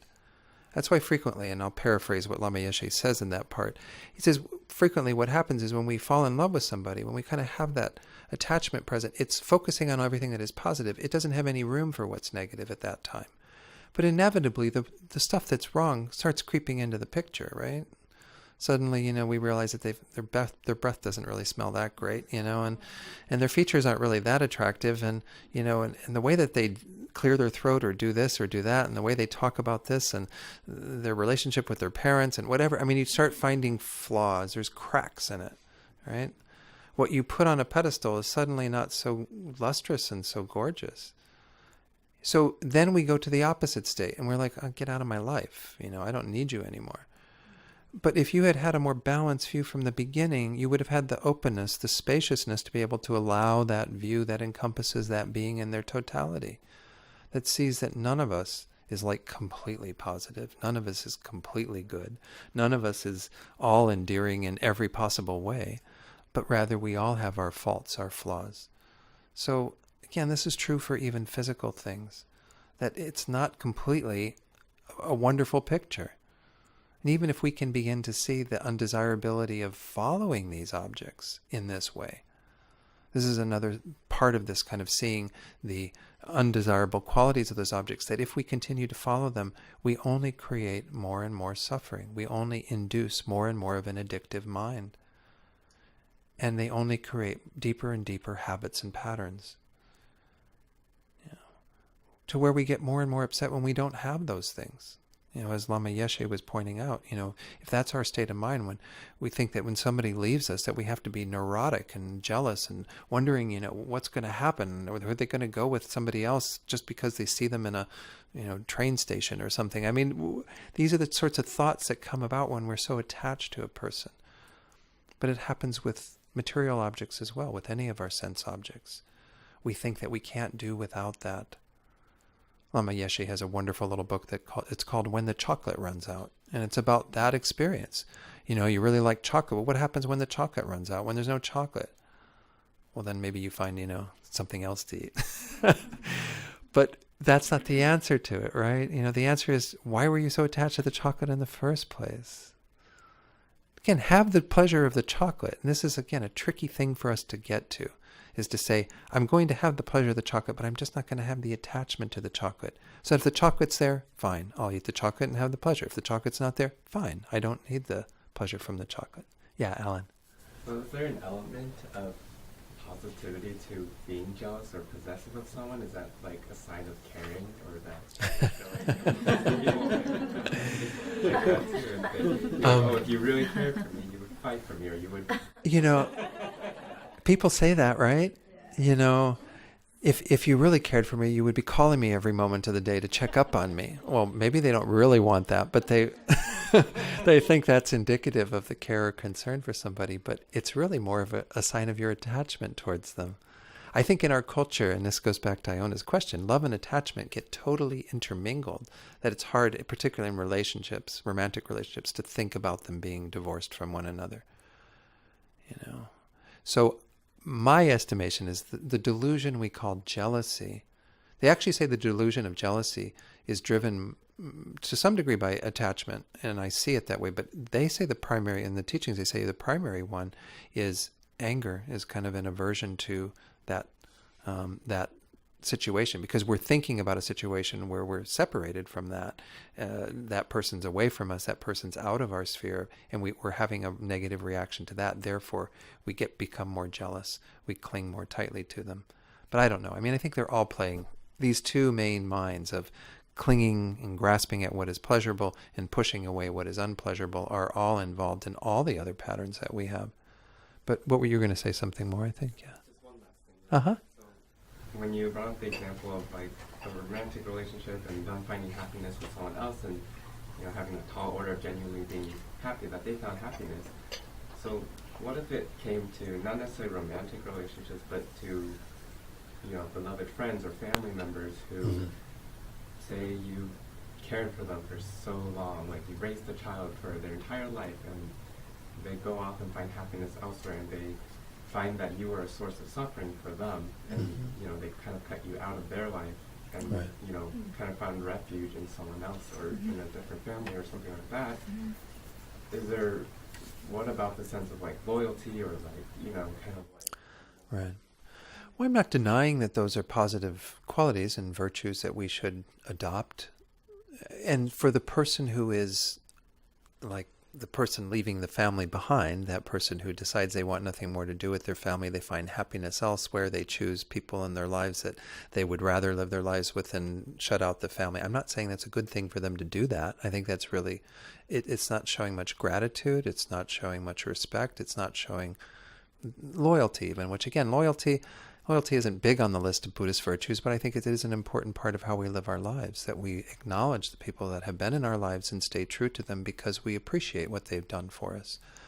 Nonetheless, the people who are in the family who see that happening to them, this is more the perspective of just like the person who sees their partner going off with someone else because they find that their happiness is greater in that situation.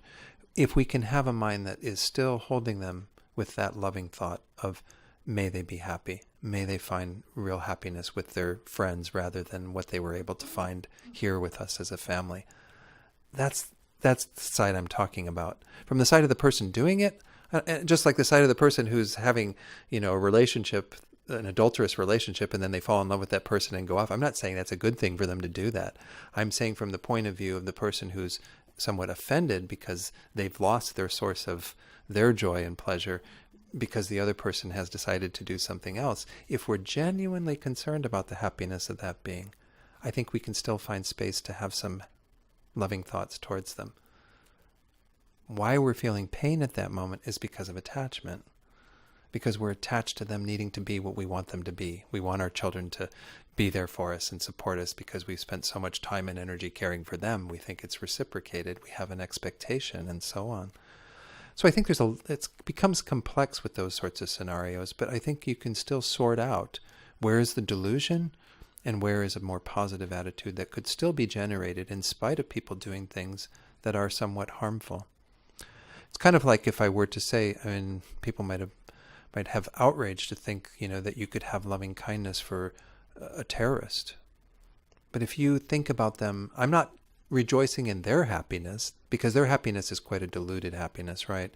The joy that comes from beheading somebody. I mean, I can't imagine joy that comes from beheading somebody, but nonetheless, that they're experiencing some peace of mind in the midst of all of that, and some, joy at causing harm to others, inflicting harm on others. I'm not taking joy in their doing that, but I still can see them as a suffering being that wants to be happy. I mean, it's a tall order to do that for people who are engaged in that type of harmful behavior, and I want them to stop their harmful behavior. And they would stop their harmful behavior if they were happy and free of suffering. So my thoughts are totally valid towards that being, but it in no way condones what they're doing. So this is a similar thing. In no way am I condoning that somebody sleeps with somebody else outside of a relationship and finds new happiness with a new partner. But nonetheless, I can still hold them as somebody who I want to be happy, and I want them to not suffer. You see the difference, the distinction? Yeah, Janet, were you going to share something? Oh, I'm sorry. I thought I saw your hand up. Anyone else on this? Yes. So everything is within you. However, whatever situation, I think everything is within you. The compassion and to do that, you basically have to do the meditation on a regular basis. Period. That's the only way, right? Because well, I think the meditation is a key part of it, but then it means, and this is why what's interesting, the word for meditation in Tibetan is gom. We sometimes call this a gompa, a place of meditation.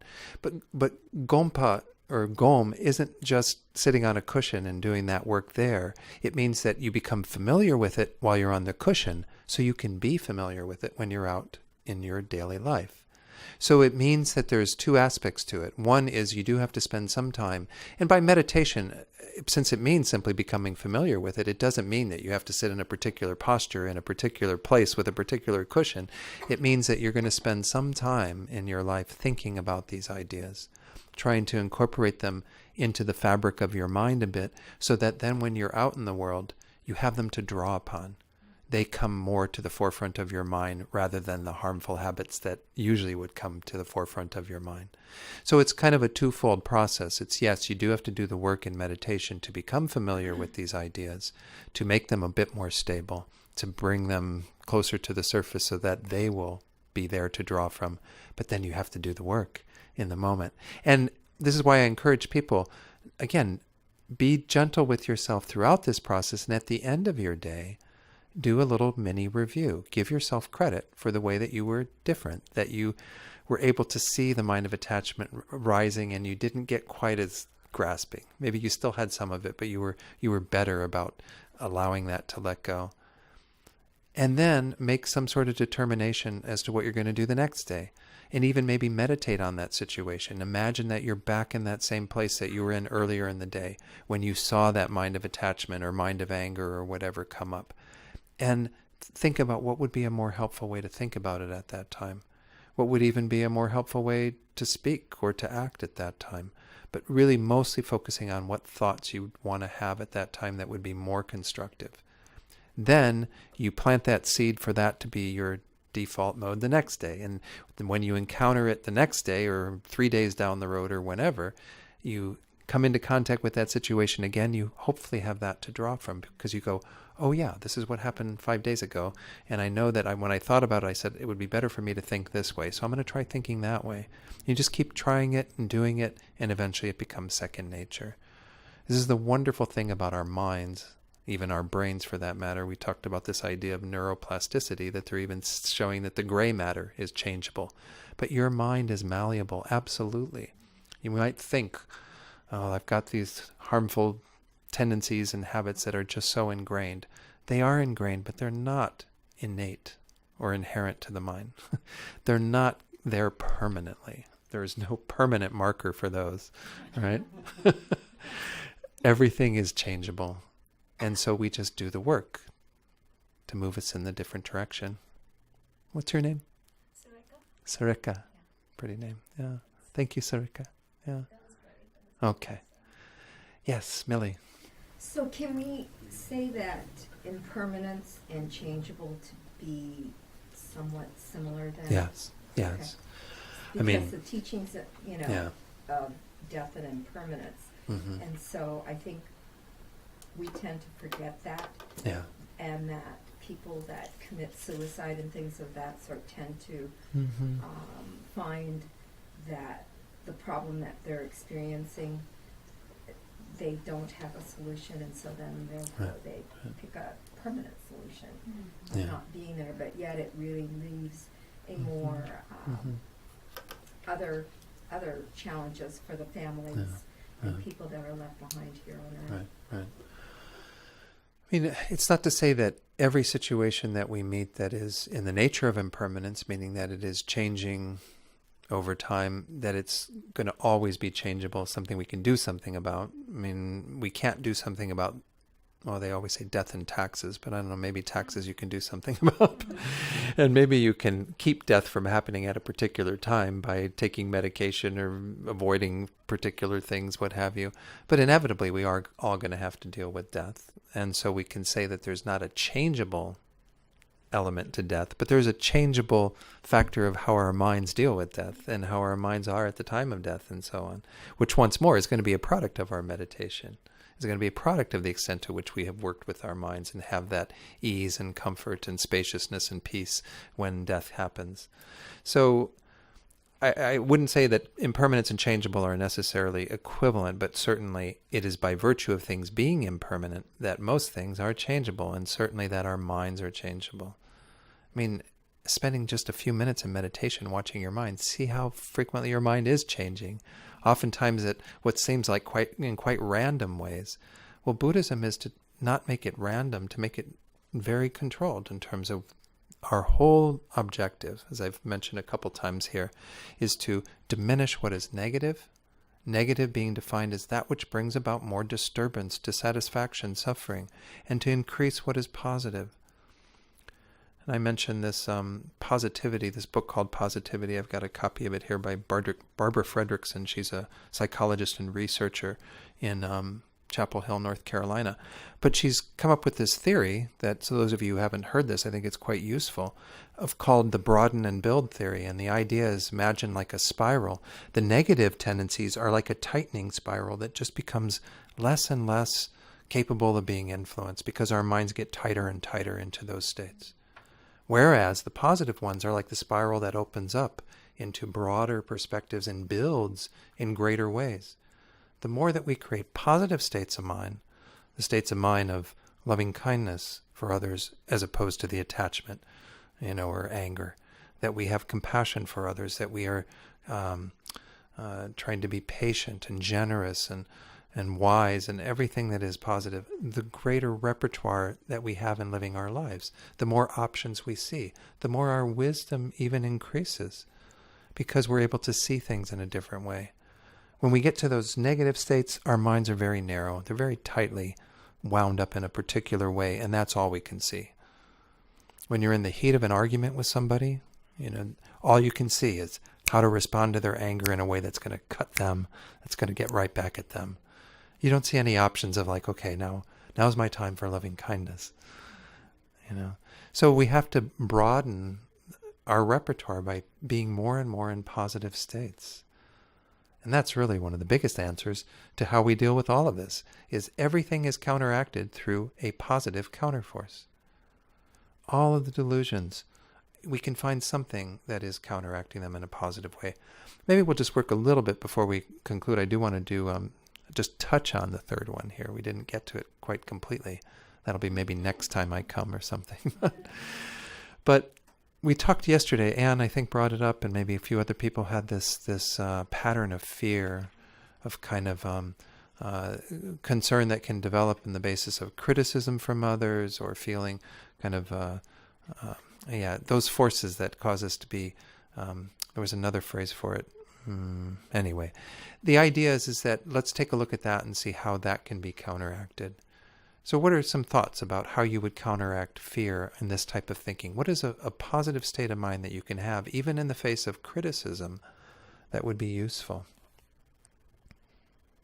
Anyone? Yes, Millian. That they're trying to find happiness too.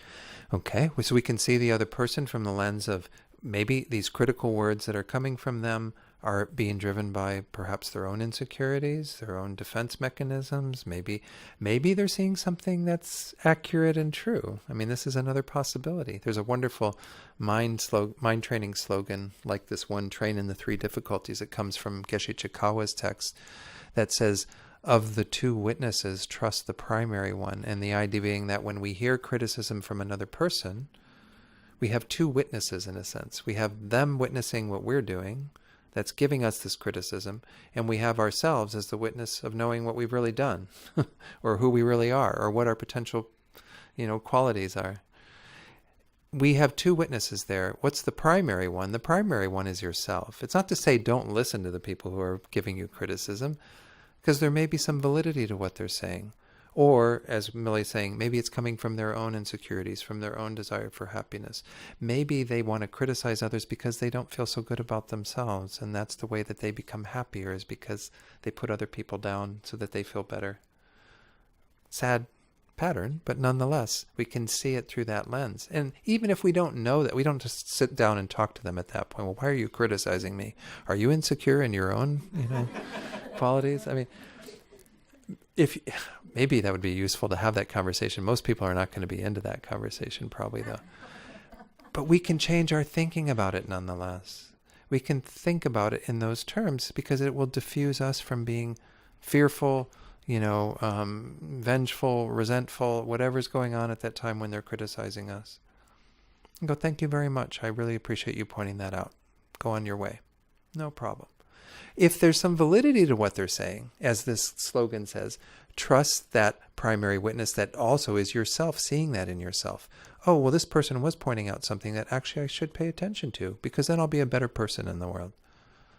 Does it make sense in that regard? So it involves a slightly different thought process, but it's the same types of thoughts of deconstructing what's happening in a way that will be disallowing a negative state arising, that fearful state. And when we see that we actually do have some qualities that we can acknowledge, even if we're deficient in some others, we can feel more confident in ourselves. We don't need to feel fearful. Yeah, Jamie, were you going to share something? I was just thinking that if fear typically arises from a concern about safety, what are we feeling unsafe around? I mean, it could be, too, that if I believe that what you're saying is true, then I'm going to be fearful that I am less than, and that's really sort of like that big I coming out. Like Sure. That's unchangeable. So I wonder if there's a safety issue around that. Yeah, I think, we talked a little bit yesterday, we introduced this term of vulnerability as well in talking about this. I mean, feeling vulnerable isn't a comfortable place to be, but it's also a place where we can generate great courage, And so even when we're feeling unsafe and there's a security issue, sometimes we can find deeper wells of courage within ourselves that know that there's perhaps something different that we can do that might diffuse the situation, or even knows the time to extract ourselves from a situation that is unsafe. His Holiness the Dalai Lama, in one interview, they said, or talking about the topic of what to do and when you're in a challenging situation, even dangerous situation, he said, I think good choice to run away. No problem. I mean, who cares? Run away, get out of there. I think it's a nice bit of advice. Sometimes we think we have to confront everything that's in our field of experience and change it in some way. Well, sometimes better just to extract ourselves from it. Anyway, there was another hand up, I think, in regard to this. Can I say, if we're receiving criticism, another thing to do is to see what you can take from it for your own learning, whether it's to open more or to Absolutely. something. We sometimes are resistant to learning from people when they criticize us, and I think we have to get over that. Well, what is that about? That's, again, an attachment to ourselves that is not so healthy, because we're holding ourselves as being immune to that, or being, that doesn't apply to us. If we can learn something from it, invite it in. Why not? If it's not something that we can learn from, if it's something that the person is seeing it in a skewed manner, it's not really an accurate point of view of looking at ourselves after we've examined ourselves, well then, why have so much energy about it? Just let it go. Say, thank you very much. I really appreciate you doing that. You don't have to sit there and try to make excuses and say, oh, well, you're not seeing how generous I really am, or how kind I really am, or whatever. You don't have to toot your own horn. You just say, thank you very much. Okay, so let's just talk really briefly. As I said, we won't have time to go into this in a much deeper way. After you've identified what is negative, these harmful habits, and you become aware of all the causes and conditions that lead to them, and that may already diffuse them to some degree, if they still are arising, you do have to counteract them. You do have to find a more positive state of mind that you can introduce at that time that disallows them from arising. This is another wonderful thing about our minds, is that when something positive is present, the negative can't arise.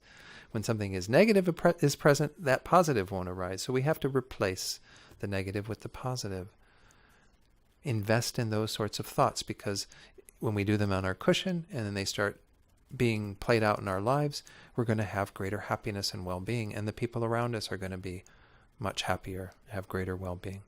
Potentially. Again, we can't take full responsibility for what's going on for them, because that's their mind and what's happening in their lives, but we can be a greater source of well-being from our own side. Eliminate them. How do we kind of continue in this way and even strengthen it to the point of uprooting all of the delusions finally? These are the deeper teachings on that wisdom wing. So remember I said there's the compassion wing and the wisdom wing, and these two kind of are practiced together. At the deepest level, and we've touched on it briefly, and I don't have more than a few minutes to really go into this, we are talking about a fundamental misunderstanding about the self, about the person, the I, this big capital I that we think about in regard to the person that you are. And you think that you exist in a way that is contrary to how you exist. And when Lama Zopa Rinpoche, our teacher, the director of our organization, when he teaches about this, he calls this sense of I the real I. Now, by saying that this real I doesn't exist, he doesn't mean that there's no I at all. He doesn't mean that you don't exist at all, because you exist or you wouldn't be sitting here in the room, all right? You wouldn't be listening to teachings if you didn't exist. You do exist. Falling into a kind of nihilistic perspective isn't a healthy place to be, but there's no validation for it, because at no time did the Buddha say you don't exist at all. At no time did the Buddha say nothing exists at all. Everything exists, but it exists in a dependent way. And we think that everything is independent. We think that everything is established on its own. And we think that about ourselves. We think about ourselves as having this kind of concrete, discrete identity over here that we grasp onto and adhere to. And we defend it against those things that are causing it pain. And we try to please it by pulling in all the stuff that causes, pleasure and happy thoughts and wonderful sensations. And this is the pattern that we've been in, the Buddha says, since beginningless time. And we've adhered to that strong sense of self, that real I, to a degree that it influences all of what we do. Even what we do that's positive is usually together with that ignorance. Even our thoughts of compassion and loving kindness and so on still have some of that taintedness of that delusion.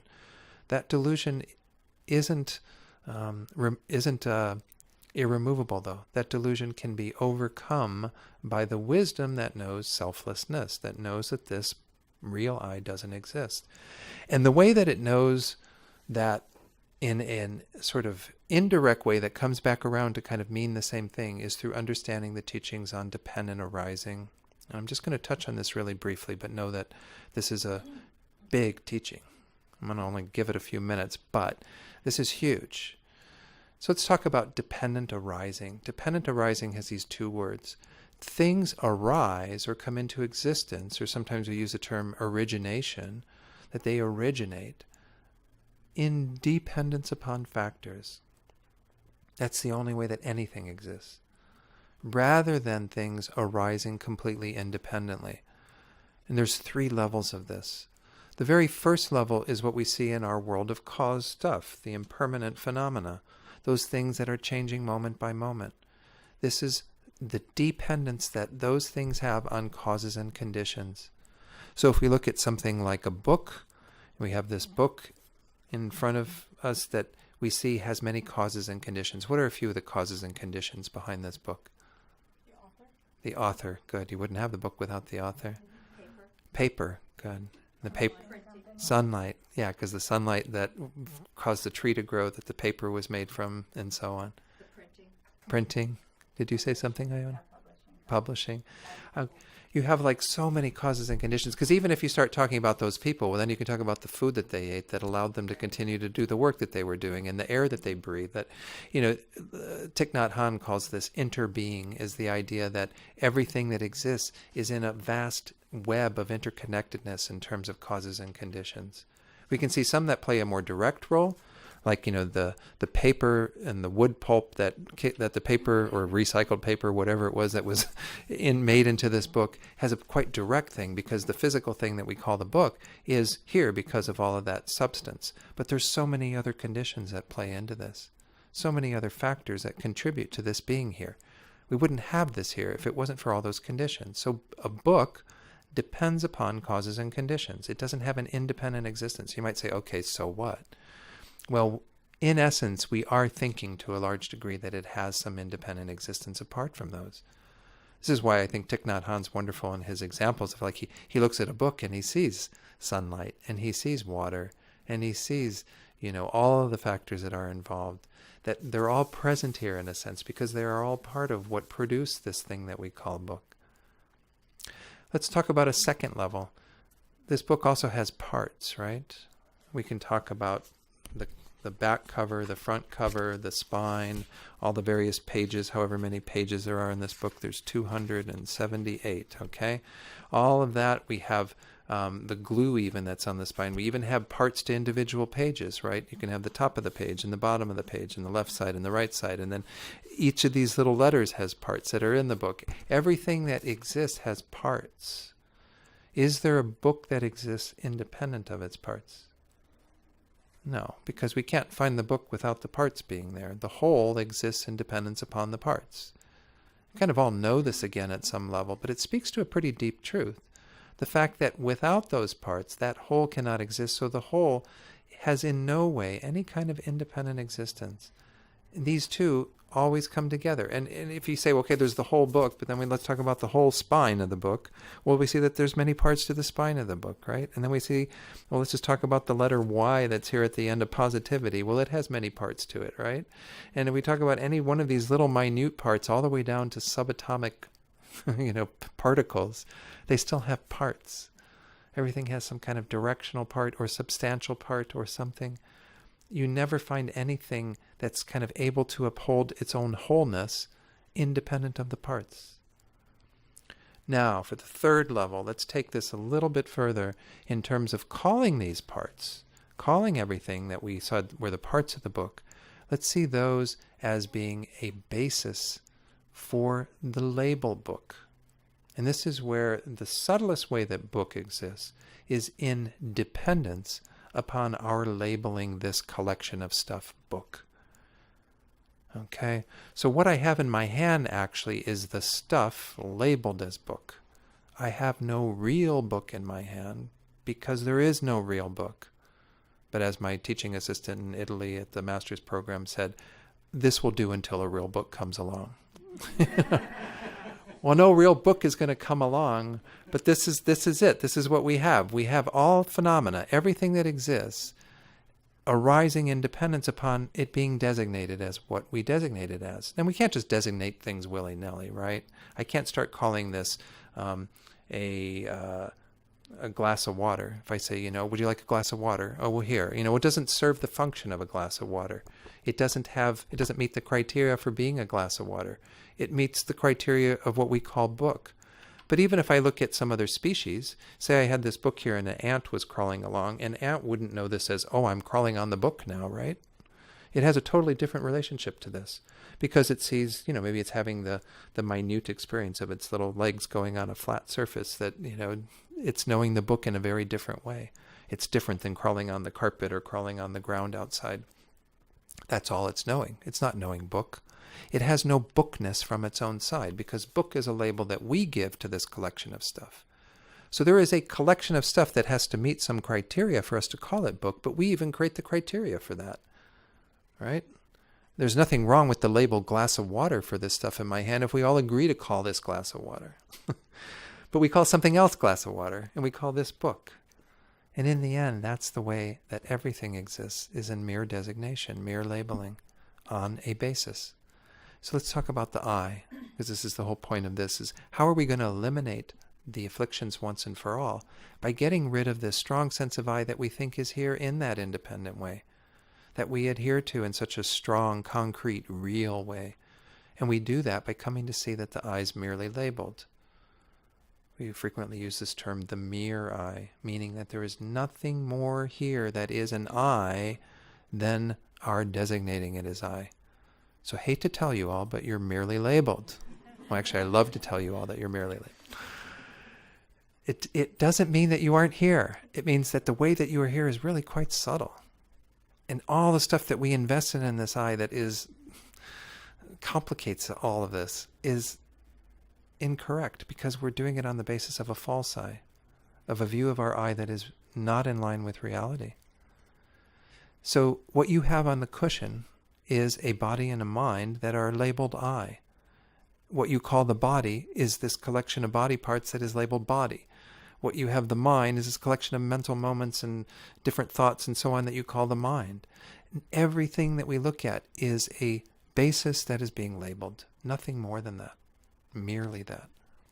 And if we really get this at a deep level, which is the hardest thing, obviously. I mean, if we all got it just on one little teaching and me going blah, blah, blah for 10 minutes on dependent arising, then voila, it'll all be gone. It'll be wonderful. It takes time.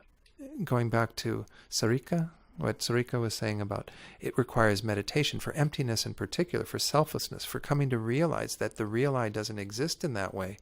Requires a lot of meditation and a lot of teachings, a lot of continuing to be engaged in this subject. And particularly, I want to emphasize, receiving teachings from qualified masters who know this at a deeper level than someone like me knows this. You know, Lama Zopa Rinpoche is amazing. When you hear him teach on emptiness, if you ever get that good fortune to hear that, I hope you do, his teachings are just, you get an experiential taste of it. You kind of get a feeling for what it's like to hang out with a mind in which, again, all of that isn't going to arise because he's abiding in that state of emptiness and selflessness. And we can do this. We have the potential to realize this. You have the potential to completely eliminate all of your harmful habits, all of your delusions. It just takes that concerted effort, doing it again and again. And then it will start to hit home eventually. We'll start seeing how that I is also a part of the arisal of these delusions.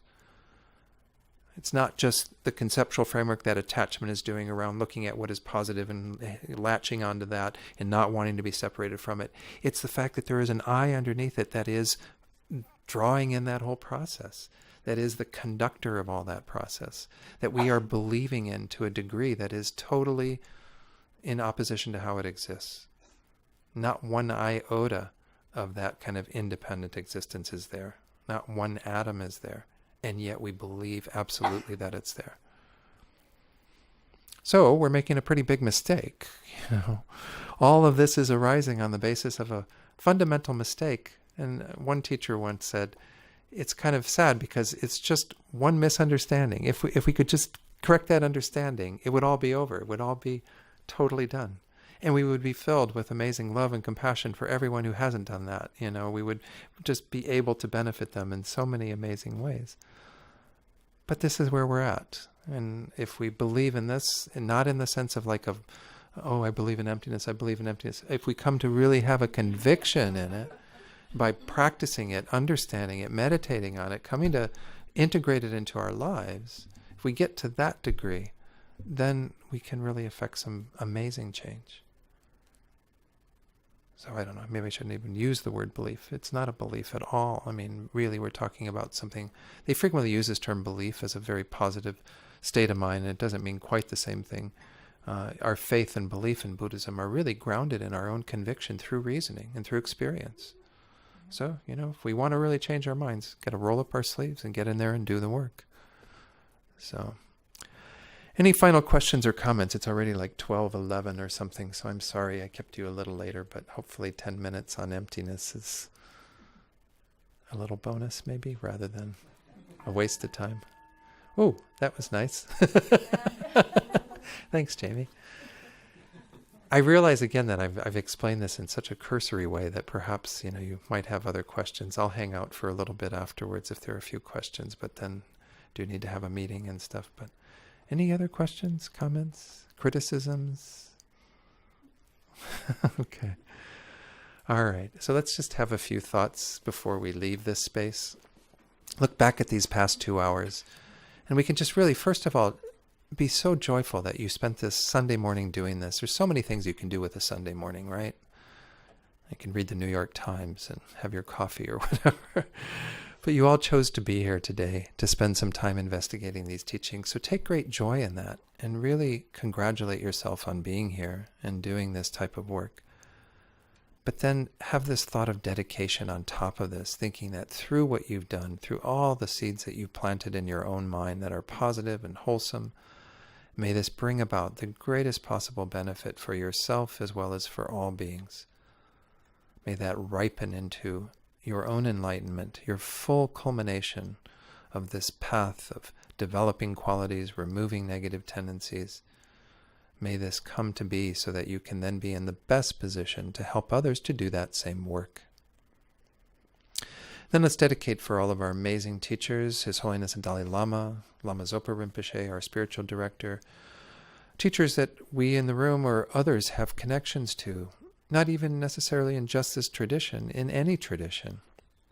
So many beings that are dedicated to helping human beings and other beings in this world to be free from suffering, to know peace, to know happiness. Pray for their good health and long lives so that they will continue to be a source of inspiration and guidance in the lives of beings. And may all beings never be parted from perfect guides. And then finally, we all have beings that we're holding in our hearts right now, beings who are quite close to us, who are dear to us, or whose situation moves us. Send this positive energy out to those beings. Think that it becomes the cause to relieve their suffering, whether that suffering is obstacles they have right now, or illness, whether they've died or are dying, whatever it is that's going on for them. Think that it immediately becomes the cause for them to be free of that suffering. And moreover, think that it also becomes the cause for them to have everything that will lead to their perfect peace and happiness.